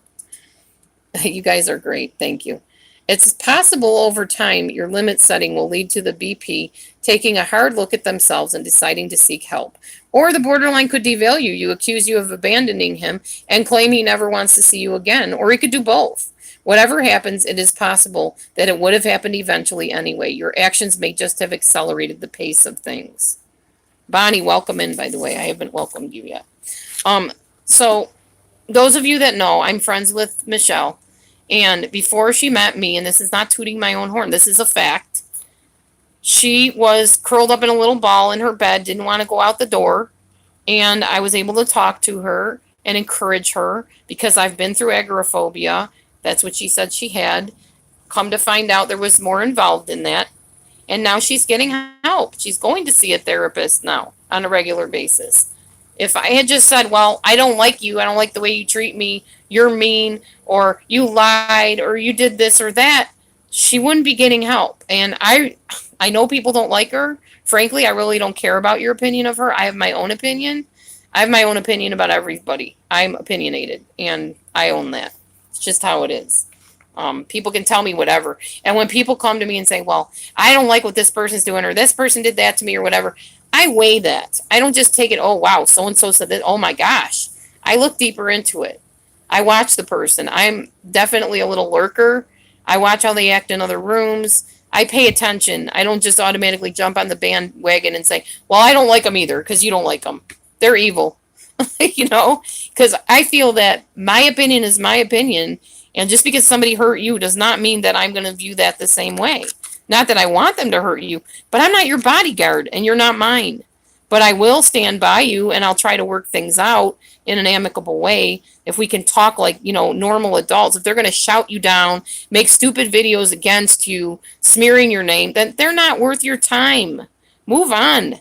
Find somebody that wants to celebrate you, not someone that can barely tolerate you. All right. Anyway, and a narcissist actually told me that, believe it or not. She does adore me. I adore her too, actually. She drives me nuts, but I adore her. And I drive her nuts, and she adores me. So that's just how it is. We get each other. We do. My husband doesn't even quite get her sometimes. He's like, I don't understand it. You got a weird relationship there. We do. We have a very weird relationship. We have a very fun relationship. We like to laugh. But sometimes, because I'm so choleric, because I'm so driven and so goal focused and sometimes not real people focused, yeah, she gets on my nerves and she knows she does. That's why last night was a really cathartic experience for both of us because we got to be each other. And that was a blast. I enjoyed every minute of it and I know she did too. Yeah, I don't go for that either. What do you say or tell those people, Dee Dee? There's not much you can say because it's their channel. So they can feel that way. You can't change how they feel. And they can kick you out because it's their channel or silence you or whatever. So you really can't control them. You can express your opinion if they give you a forum to do so. You can say, well, I don't agree with you. I should be able to come where I, want to be. I don't understand why you have a need to control me or tell me where to be. That's my right to make that decision. But you can't make them, allow you to stay in the room. Unfortunately, or maybe fortunately, I don't know, depending how you look at it, nobody can control another person. Shoot, I can't even control my speaking today. I must be in hypomanic mode. What's the date today? I bet we're probably past. Yes, I'm in hypomanic mode. So if I feel like or sound like I'm talking, I'm hypomanic. Um, I can hear it and I can feel it inside me coming too fast. The words are coming too fast. So I will try purposely to slow down and stop trying to rush. And I apologize for that if that's an inconvenience. Okay, anyways, if your limits are not observed, this is important too because borderlines are not always keen on following what your boundaries are. You can change the subject or refuse to discuss the matter. You can leave the room or hang up the phone. You can change your phone number, get caller ID, or change your door locks. You can go in your room and shut the door. You can be with the person only when a third person or third party is present. Yeah, that's fine, Sue Soul Sister. You can refuse to read the person's mail or email. You can change your email address. You can stop the car or refuse to drive with the person. You can say no firmly without changing your mind. You can ask for help from therapists or friends, even if the borderline doesn't want you to do so. You can call a crisis line or shelter. You can call the police and get a restraining order. You can stop seeing the person for a while or break off the relationship altogether. You can find alternative places for a child to stay if you have children. You can take steps to protect your children from abusive situations, and you should. If your children are in the middle of that mess, please protect them, please. They can't protect themselves. Naturally, all the things that you do, all these things we're talking about, will be perceived as abandonment by the person with BPD. That's why you may need to gently point out that you're not acting against the person, you're acting for yourself.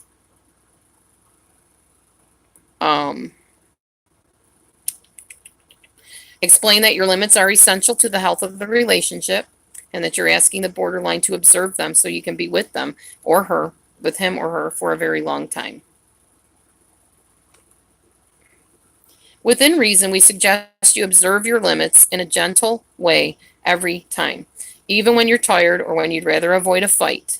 You may not always be able to take immediate action, but you can't let unacceptable behavior go unnoticed, or you may actually reinforce it. Again, preparation is key. Think through the what ifs and decide ahead of time if you can what's to take in each case. Okay, I need to read that comment again and then I'll continue. Love with boundaries, yes. Michelle was like, oh no. Oh no, what? I'm not sure what you mean. Michelle was like, oh no, oh no. You can block them, yes, that's true.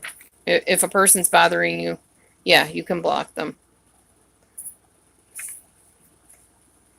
Oh, you're not stupid, Michelle. No, no, no, no. That's not stupidity. It's just a mistake. It's okay. You're good. We're Gucci. We're okay. All right. So these are things that you can do to seek help. Consult a qualified professional, obviously. Seek legal counsel as needed. Prepare emotionally. You need to make sure you're working with a mental health professional if you're dealing with somebody firsthand that has this disorder. It's very tricky to deal with. Let's see. Whatever your circumstances, you may need a great deal of love, support, and validation as you stand up for yourself. Some of the important people in your life may be able to support you. Ask for their help. Other people may disagree with your actions because they feel it threatens their own relationship with the borderline, or because it contradicts their own firmly held beliefs about how things should be. This is normal. Acknowledge their right to have their own opinions and express your desire to help or to keep your relationship with them separate from your relationship with the borderline. Thank you, honey. He just shed some light on the subject, literally. Welcome everybody in. I see I have 14 people in here. I'm so happy. Did you respond as an adult, not as a child? These are things you ask yourself. Did you act in a way that demonstrates your self-respect? Were you clear about your position? Did you remain focused, even if the borderline tried to draw you off track? Did you remain calm and composed? Did you refuse to be baited and drawn into a losing argument? Were you considerate of the other person's feelings, even if he or she did not give you the same consideration? Did you maintain a firm grip on your own reality while maintaining an open mind toward the borderline's concerns? You're asserting your limits for the long-term health of the relationship, not just for yourself. Be a mirror, not a sponge. Stay on track. Don't let the borderline distract you from your communication goals. Feel good about the steps you've taken. You've come a long way.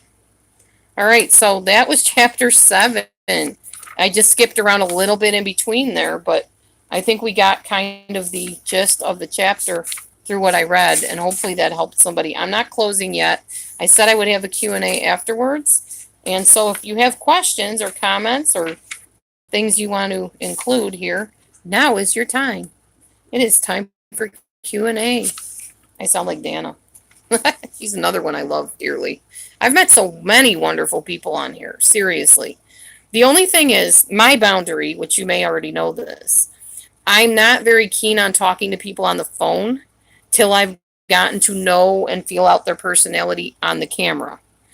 Because I've gotten on phone calls with people that either are super manic and talk, or people that just are very high strung, and I can't handle it. I can't. My brain, yeah, I can't go there. So I just try to feel out the person and get to know them a little bit on the camera first. And there's some people that are so depressed I just can't handle talking to them on the phone because it brings me down. And I'm not a down person.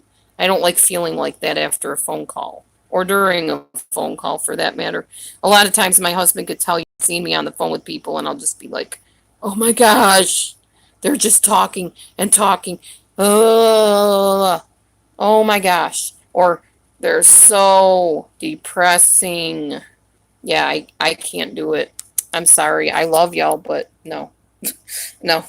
I can talk to you on the camera. I can do a live like this. I can make videos, but won't get into lengthy conversations with people on the phone that are extremely depressed or extremely manic. Nope. Not happening.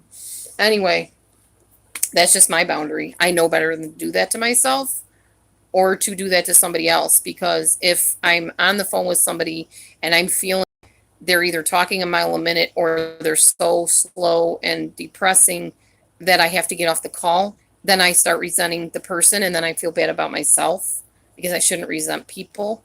So this is a nice way for me to communicate and be heard and hear you out, so to speak, without getting into that intense, drawn in position where I feel trapped and then I get resentful. So yeah, that's my boundary.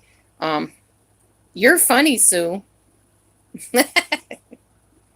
You are such a wise guy. You remind me of my husband in female form. You know what she said?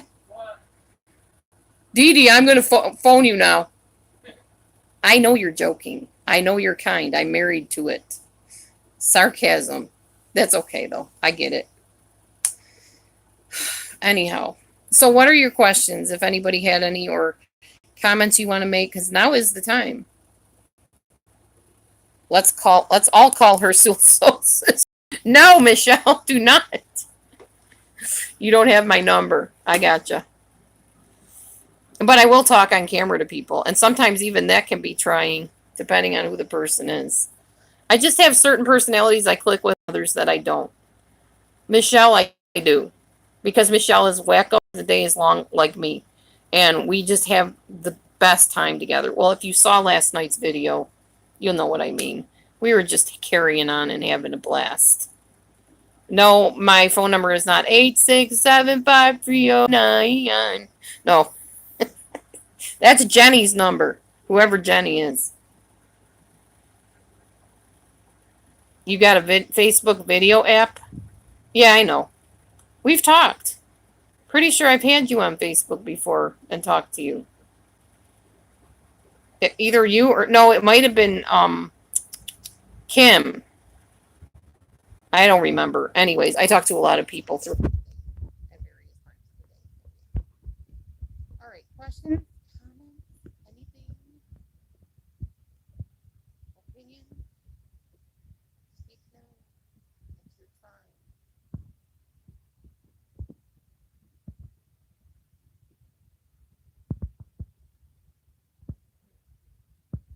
You can't hear me. Oh, there's new YouTube rules. Can't even sing songs from what I heard. Really? I didn't hear that. Well, So far, YouTube has not docked me on singing any songs. They just say you're still earning money. Not have sound. Am I covering the sound or something? Testing. 1, 2, 3. No sound still? Hello? Hello, hello? Very low, my sweet sis. Okay, hold on. Why am I not being heard? What happened?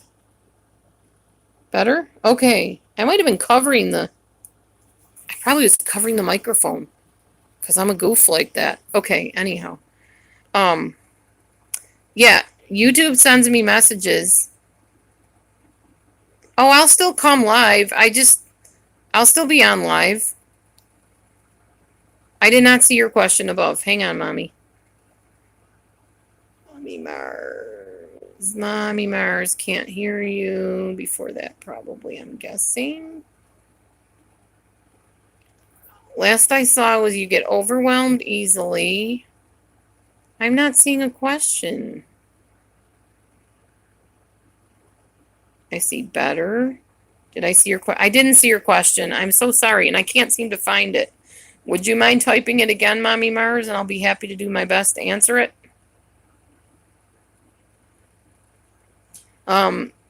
So as I was saying, YouTube sends me emails that say there seems to be a copyright. So-and-so is making claims towards your video. You are not in trouble of any kind. If you want to change your monetizing status, please go here, and then you click on it, and then you make sure it's clicked where it says, this is my cover of a song by so-and-so, by another person or whatever. That's all I do. I haven't had an issue with it yet. Obviously, I'm still making live, so they haven't cut me off, and YouTube, please don't. That's 3 months was a long time, long time to be going without live shows. I didn't enjoy that at all. Okay, what if your dad, sister, and son are still connected to the toxic relatives you've cut off? Well, again, you can't control another person. Unfortunately, that happens very often. You'll have to send me the video, Sue. Link me to it. Post the link here at the bottom of this one. Or somewhere on my video thing. You can't control another person, and very common in families is that, just like me, I don't let people tell me what to think about a person. So I may be friends with somebody in a family that the other family members aren't. I might like them or associate with them. That happens. There's not much you can do about it. What exactly is your specific problem with them being connected to the toxic relative, I guess, is what I need to ask. Thank you. Your compliment about me playing piano and stuff. I'll do it again sometime. I need to really just sit and play my keyboard and start singing again, and so that I can come on here and just do it. I just haven't done it yet. But I will. It's in the works. I started drawing again, but I still haven't made my first portrait. It's another thing. There's so many things I want to do in my life. And now my time's getting cut shorter with 9-hour work days coming up. That's going to be a trip. But I'll work it out. I'll work around it. Toxic try to use them as sort of flying monkeys. Oh, well, then this video was for you. Go back and review it. So you know how to talk to them when they start trying to throw toxic junk your way. Flying monkeys and flinging monkeys. You know how monkeys fling their you-know-what at people? Or at each other? Yeah, so do the narcissists and the toxic people's little goonies. So when they start trying to fling that dirt your way, you need to know how to put up your guard. And what I just taught you here from this book will probably help immensely with that. You know, basically you can share your feelings, but don't be so vulnerable that they're taking advantage of you because of them or using them against you. You have to confront the issues. Like, you'd have to give me an example. Can you give me an example of a conversation? You can even make it up so that I could kind of reply to that.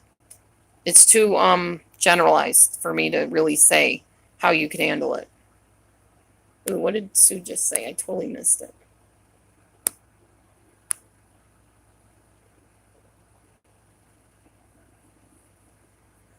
Oh, vidIQ said that? Oh, wow, because I'm on vidIQ. Send me that article or whatever you read or that video, Sue. I would really like to know about that. Because I don't want to get my channel docked or dropped or whatever. I'd appreciate that if you could do that for me. Yeah, please send me that link. Post it for me. You could send it to me on Facebook if you want, whatever. I'll check it out. Because I don't want to be in violation of any YouTube rules. You all know how I feel about that. I mean, heck, even when, what's her name? Pink Perplex, whatever. Perplex got docked off of YouTube. She wasn't supposed to be making videos, and as far as I could see, she was still making them. And people were like, well, go make another channel, Dee Dee. No, I don't violate rules. Rules are there for a reason. I don't have to agree with them. But I'm under authority of whoever is in charge. That's how I see it. Unless they're telling me to do something that's immoral, illegal, unbiblical, or whatever, if it rubs me the wrong way, then I might buck the system. But no, it's said right in the rules. If you go and open another channel, you are counter or circumventing YouTube rules. Unfortunately, as much as I like or don't like her channel, she should have been kicked off longer. Because you don't go and just, oh, I'm going to do my own thing. I'll just open up another channel. I just won't show my face. You're still breaking the rules, lady. You're still breaking them. That's the fact. That has nothing to do with what I think of her personally. It has to do with rules are rules. And you broke them, and I did not. Period. So, YouTube obviously doesn't follow their own rules. Because they would have reacted to that if what they said was true. If you're circumventing and they catch you or they know you are and they do watch, then why don't they enforce their own rules? I don't know. And that's the hard thing. That's the thing at a lot of places, even workplaces, they have rules and they don't follow them themselves. So then how are people and employees supposed to know how to act? Because one day this is right and the next day it's not. You know, you can't run something successfully not being consistent and not having definite boundaries and guidelines, including relationships. You can't have something be okay one minute and the next minute it's not. That's not fair. Some people say that's my black and white thinking, but whatever. It brings me security, so I'm going with it. I don't get it. Why people think that they're exempt from the rules. Makes no sense to me. Anyhow. Anything else, y'all? And like I said, Mommy Mars, if you want to give me an exact example, I will be happy to try to see if I can give you any, guidance on that. But thanks, Sue Soul Sister, for the heads up on that. Much appreciated.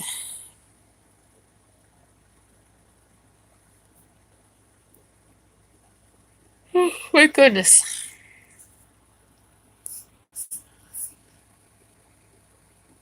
What else we got? What else we want to talk about or do or whatever?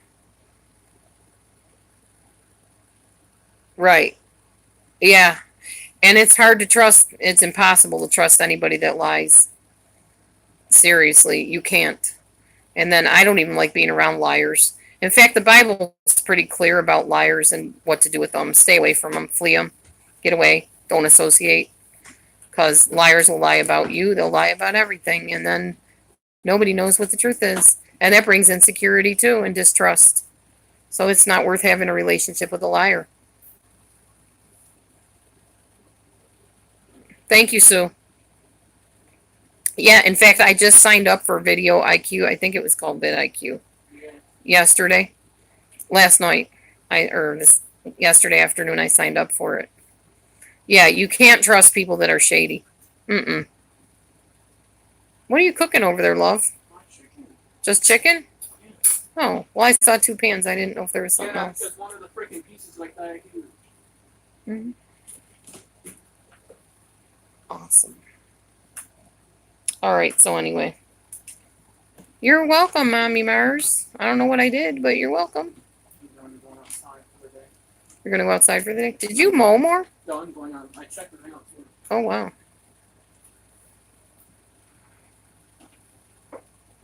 Right, the cry wolf thing. You're exactly right. Pull one out and show it to me. Those are done. Are they white all the way through? Well, then they're done. How long have you cooked them? About an hour? Well, chicken like that only cooks for about an hour before it's done.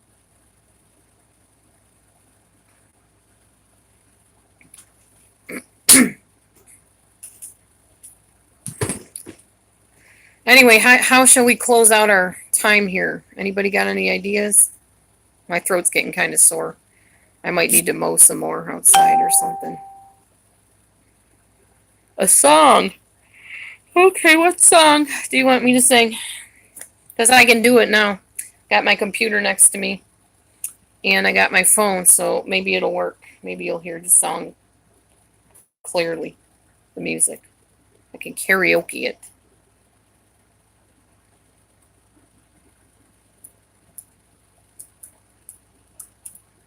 I'll take some song requests. I don't have a problem with that. Any. Any song, Dee Dee. Just sing. Sing it, girl. I always think that somebody's going to hear me singing and they're going to like not report, but send my video into like American Idol or something. I have like delusions about that. No internet. What do you mean no internet? What happened? Oh, airplane mode again. Sheesh.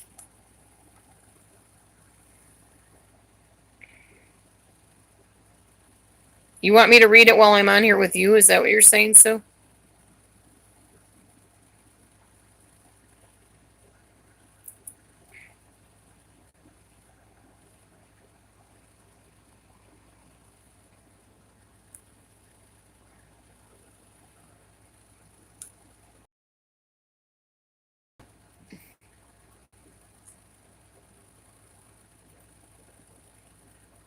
Okay, let's see.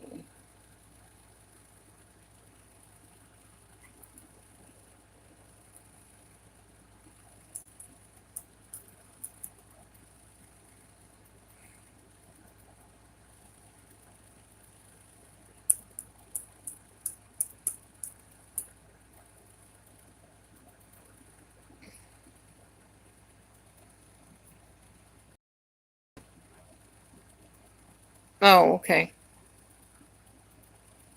Yeah, I gotcha. So you want me to read it right now so I don't get in trouble? I gotcha. Hang on, I'll go on Facebook and read that. Hang with me, peoples. I know we can use other people's videos and songs if we change the words. That's the last thing I heard. Now, if that's changed, then that's something different.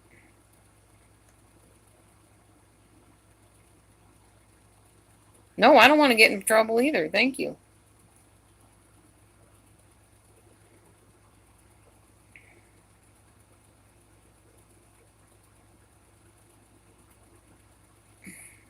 Waiting for it to open up. My computer is a bit sluggish. Okay, so let's see.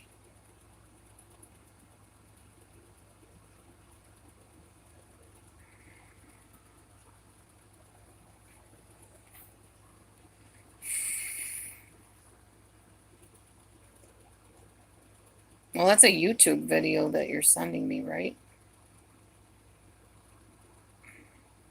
Yeah, I don't want to start singing if I'm not supposed to be singing. God forbid. Yeah, YouTube's getting mean lately, huh? They're just cracking the whip. It's a 5-minute video. YouTube monetization update.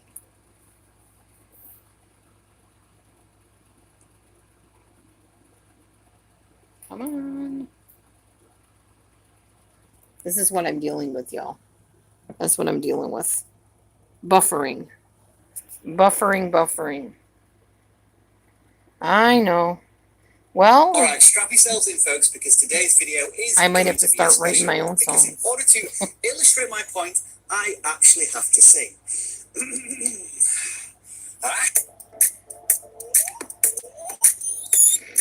Hey everyone, it's Rob here, welcoming you back to vidIQ as always, and welcoming you back to the green screen. Okay, hold on. Give me a second, y'all. Talk amongst yourselves. Because I'm going to have to listen to this because I don't want to play the video. That might be copyrighted too.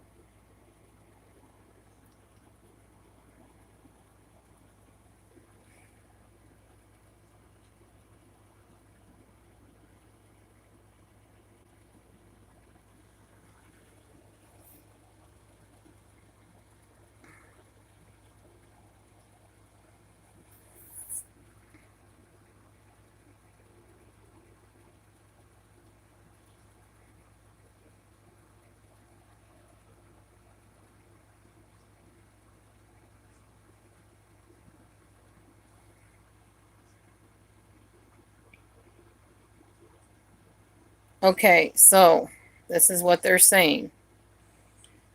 Even if you don't use a whole song, you can still get a copyright violation because it still uses the melody and the words, even if it's only part of the song.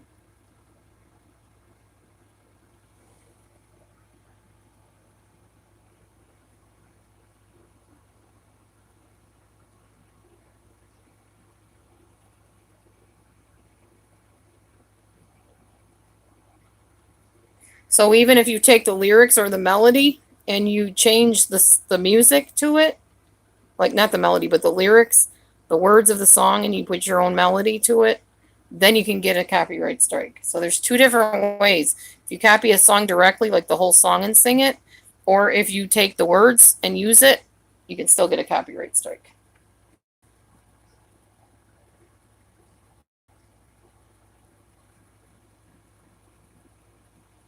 Wow.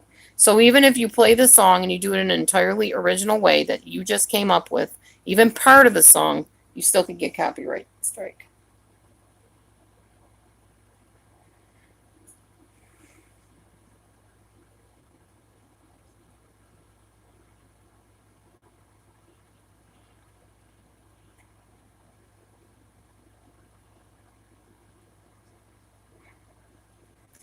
Okay, they're not cracking down like you think they are, Sue.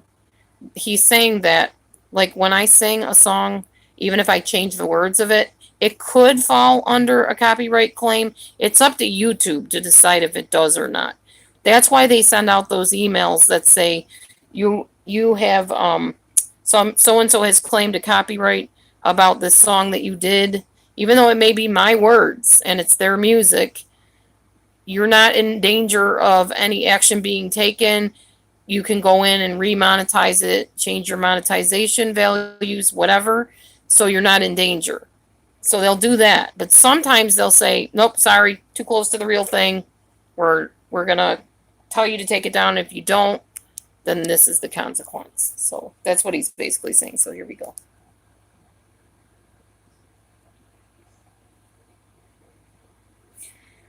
So this is interesting. So if it's under fair use, you can't get a copyright strike for it. Or as he said, if the rendition is so bad that YouTube can't even really make out what you're singing, that it's so different from the real artist that it's not infringing on anything.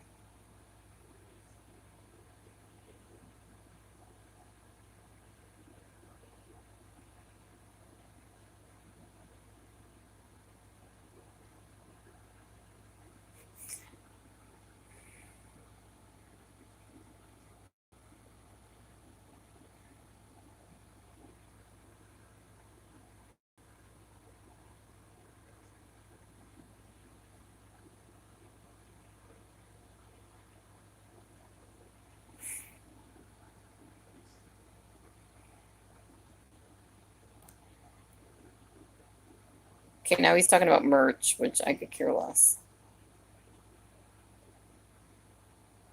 You're talking about watch times.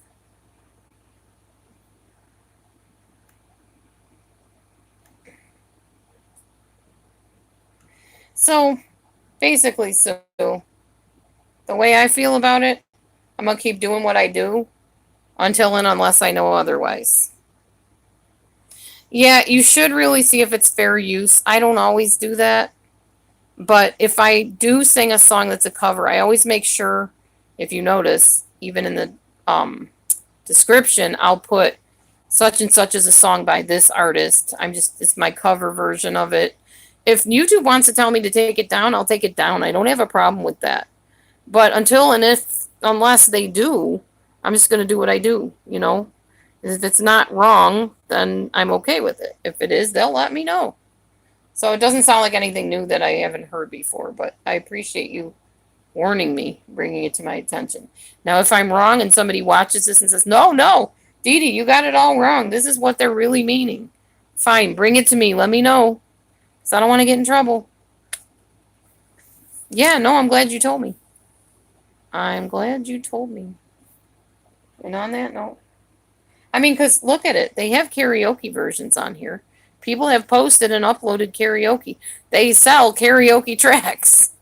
So you can't sing a song without a karaoke track unless you're going to play it on your own instruments. And they let people upload it to YouTube. So obviously there's not a problem with it. I would assume.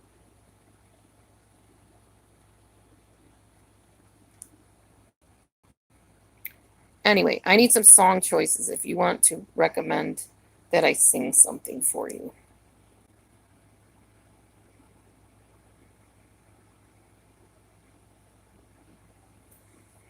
I'd like to find a duet, karaoke duet.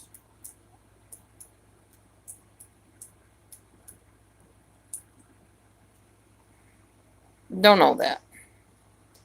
I'm not a huge Carrie Underwood person. I really haven't listened to her much. I'm very limited in what songs I can sing.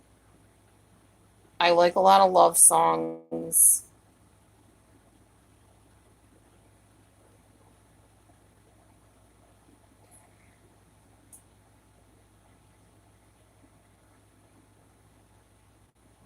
I might just sing it a cappella too.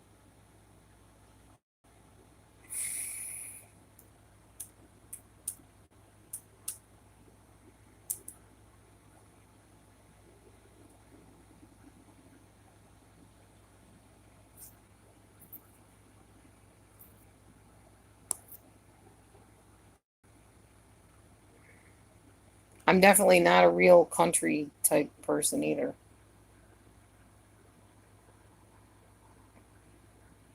Like country singing and stuff.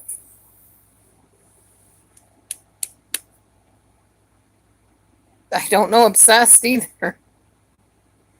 I really don't listen to music, so it would be songs that I remember, like from years ago or whatever.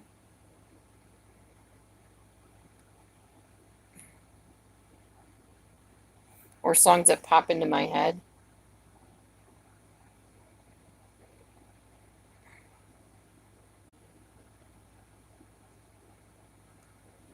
Oh, she references it. Yeah, she can just like break into song about anything. She's more worldly than I am. She's met more probably singing artists than I have and stuff. So she would know more of that stuff than I do. I've been a kind of sheltered person most of my life.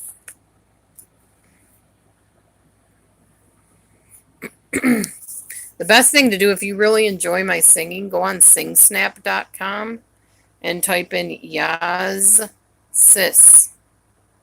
YAHSSIS. I downloaded Shmuel and I'm trying to get it to work on my phone. And then I probably will be uploading those songs onto YouTube if I can. So be looking for those. And that'd be odd if they, docked you for singing because Shmuel they allow you to YouTube and it's copyrighted songs.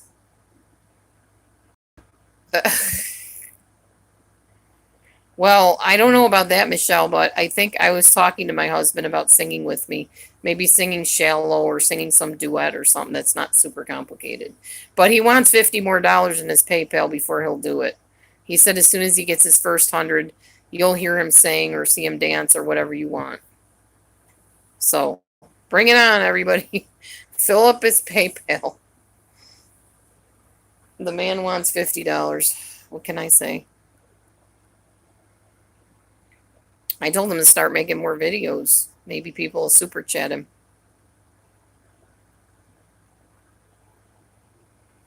Yeah, I don't know that song. I'm sorry.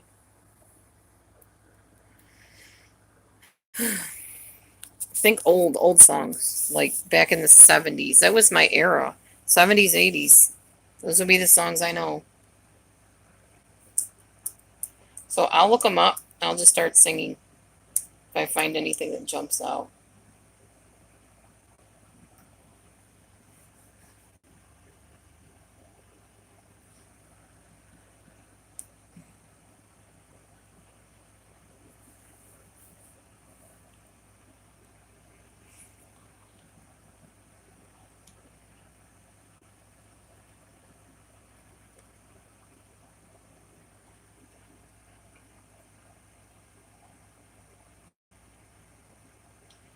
all by myself. Don't wanna be all by myself anymore. All by myself. Don't wanna be all by myself anymore. Let's see. Bye bye, Miss American Pie. Drove the Chevy to the levee, but the levee was dry. The good old boys are drinking whiskey and rye, singing, "This'll be the day that I die. This'll be the day that I die."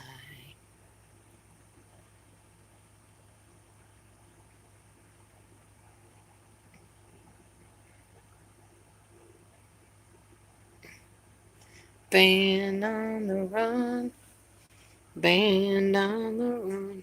I never knew that was Band on the Run. I thought it was Man on the Run. I'm looking down a list, by the way. When pain is all around, like a bridge over troubled water, I will lay me down like a bridge over troubled water. I will lay me down.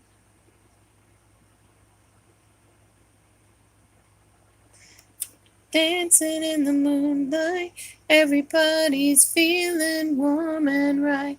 It's such a fine and natural sight. Everybody's dancing in the moonlight. Whoa, dream weaver, I believe we can make it through the night. Everything is beautiful in its own way. I don't know the rest of the song.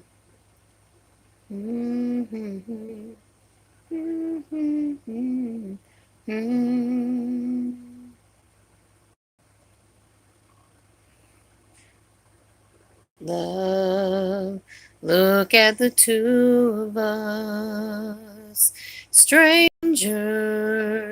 in many ways. Let's take a time to say, I knew you well, for only time will tell us so.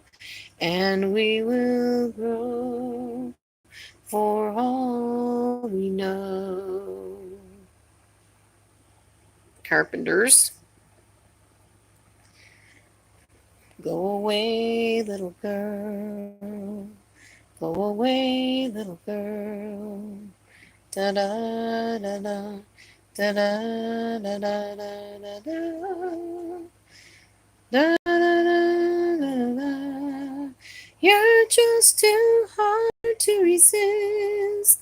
So go away, little girl, before I beg you to stay. Donny Osmond. I want to know, have you ever seen the rain? I want to know, have you ever seen the rain coming down on a stormy day?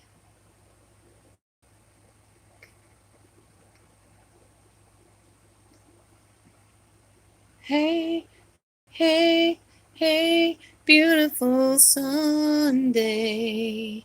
This is my beautiful day. When you say that you love me. Oh, my, it's a beautiful day. I am woman, watch me roll. Da da da da da da da. As I spread my loving all across the land. Helen Reddy. Haven't seen or heard from her in literal ages, I guess. I don't know.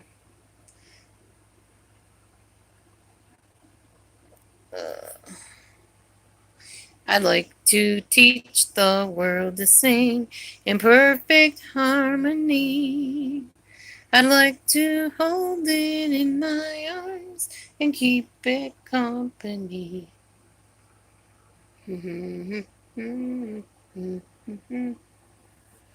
Well, it's too late, baby, now it's too late.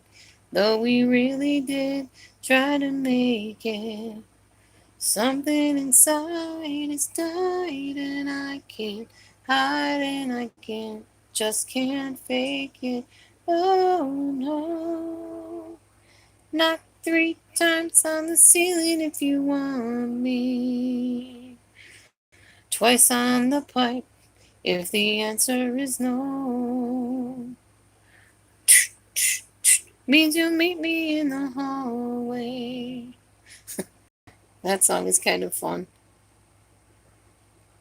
Let me be there in your morning. Let me be there in your night. Let me take whatever's wrong and make it right. Let me be there. Da, da, da, da, da, da, da, da, da, da, da. All I ask you is let me be there. Olivia Newton-John.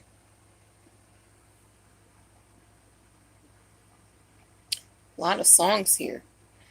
Look what they've done to my song, Ma. Look what they've done to my song.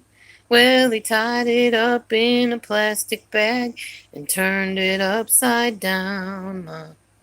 Look what they've done to my song. We listened to some weird stuff when we were young. My mama loves me, she loves me. She put me on her knee and hugged me and loves me like a rock. She rocked me like a rock, oh baby, she loves me. She loves me, love me, love me, love me. Crazy, crazy. There's got to be a morning after. Da da da da da through the dawn. Da da da da da da da da da da da da da. I love that song, Maureen McGovern. I don't even know what happened to her. Journey songs? I'm not sure. Name one, and I'll see if I can find the lyrics. Morning has broken like the first morning. Blackbird has spoken like the first bird. Praise for the singing, praise every morning. Praise for them springing fresh from the wood. That's Cat Stevens. Hey, if you happen to see the most beautiful girl that walked out on me, tell her I love her. Tell her I need my baby. Oh, won't you tell her that I love her? Journey, hang on. What is Journey? Oh, I love that song, Faithfully. Hang on. I'm going to open that up.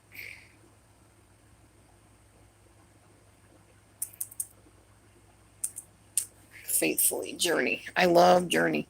It's one of my favorite singing groups, actually.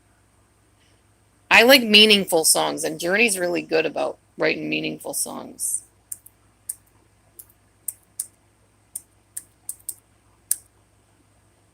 See if I can remember how to sing the darn thing.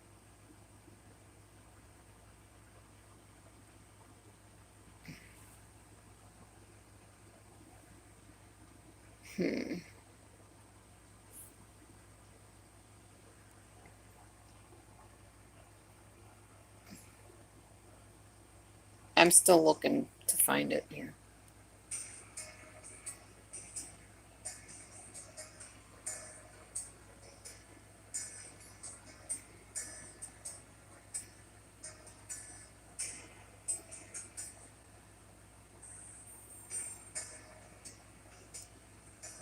Yeah, I don't remember how it goes.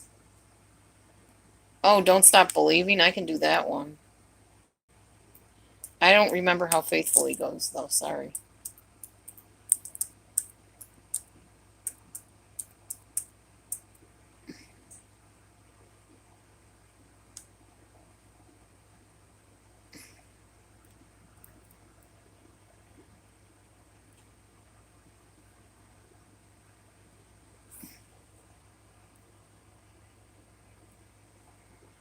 All right. Let's see if it works. Come on, computer. Move. Okay, there we go.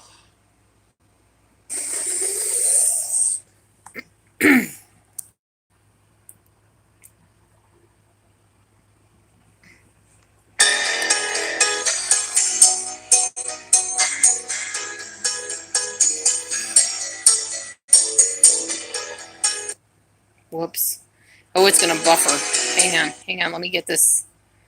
I got to make sure it's fully downloaded or opened up before I actually sing it. Otherwise, it's going to buffer like crazy.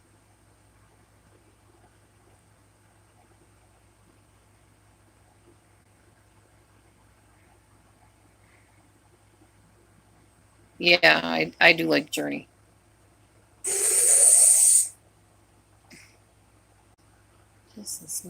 I have to sing the low version of it, though.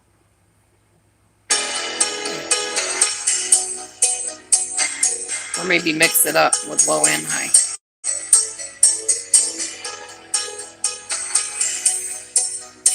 We'll see how high it gets, I guess. Just a small town girl living in a lonely world. She took the midnight train going anywhere.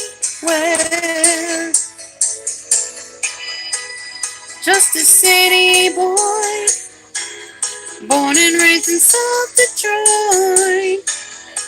He took the midnight train going anywhere.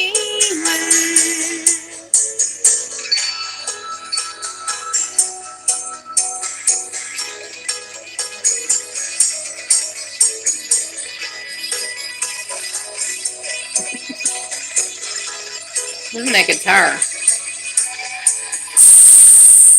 Singer in a smoky room, smell of wine and cheap perfume. For a smile they can share the night. It goes on and on and on and on. Strangers waiting up and down the boulevard. Their shadows searching in the night. Street light people living just to find emotion, hiding somewhere in the night.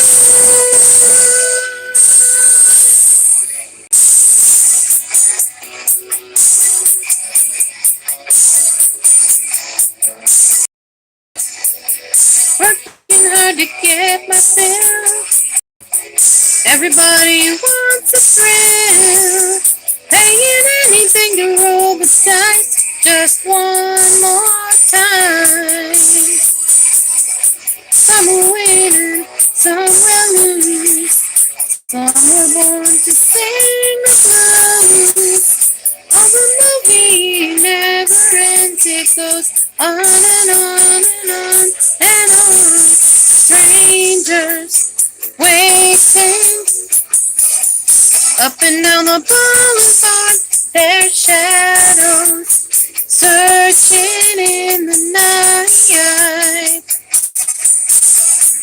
Street light people living just to find emotion, hiding somewhere in the night.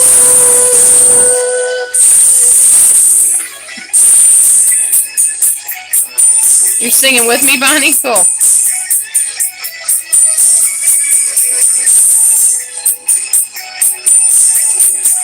It's hard to hold those notes. I don't have that lung capacity. Don't stop believing, holding on to the feeling. Street lights, people.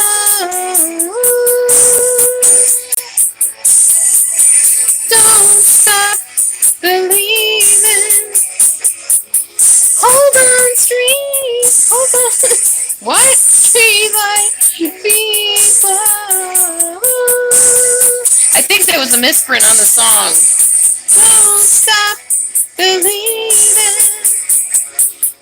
Hold on to that feeling. Street light people.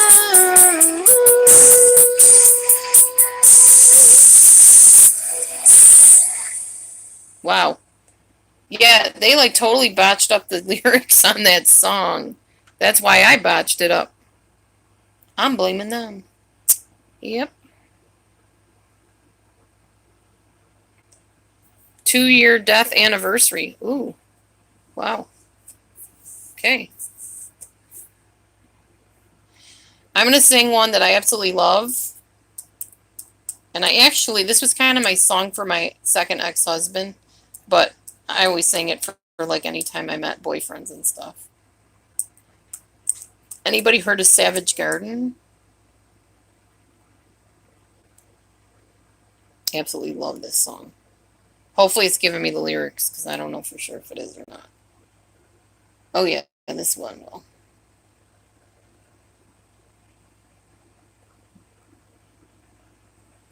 Savage Garden, not Soundgarden. Savage Garden. Savage.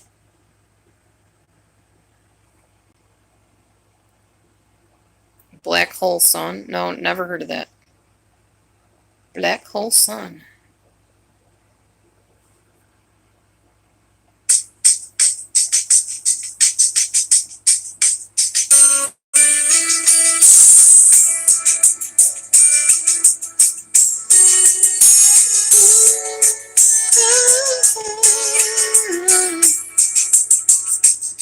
Maybe it's intuition,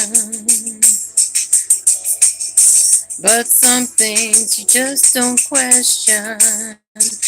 Like in your eyes, I see my future in an instant.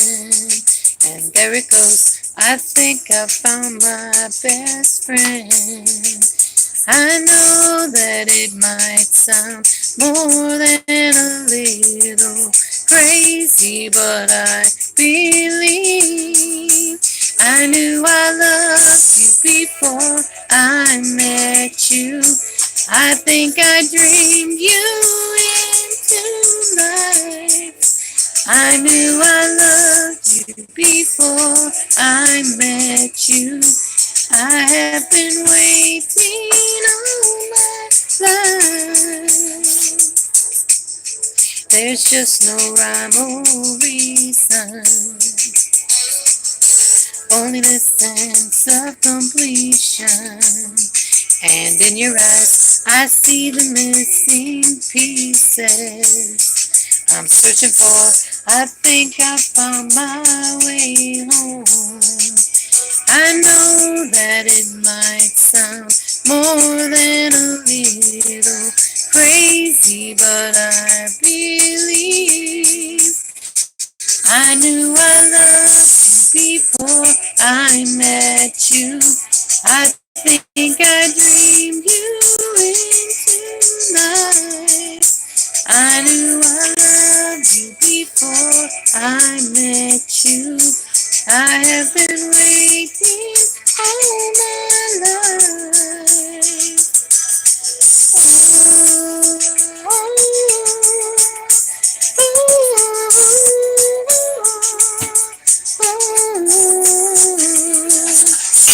Oh,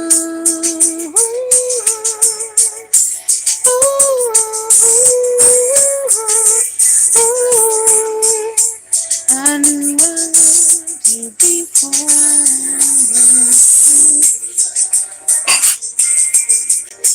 I think I dreamed you into life. I knew I loved you before I met you. I have been waiting all night. I knew I loved you before I met you.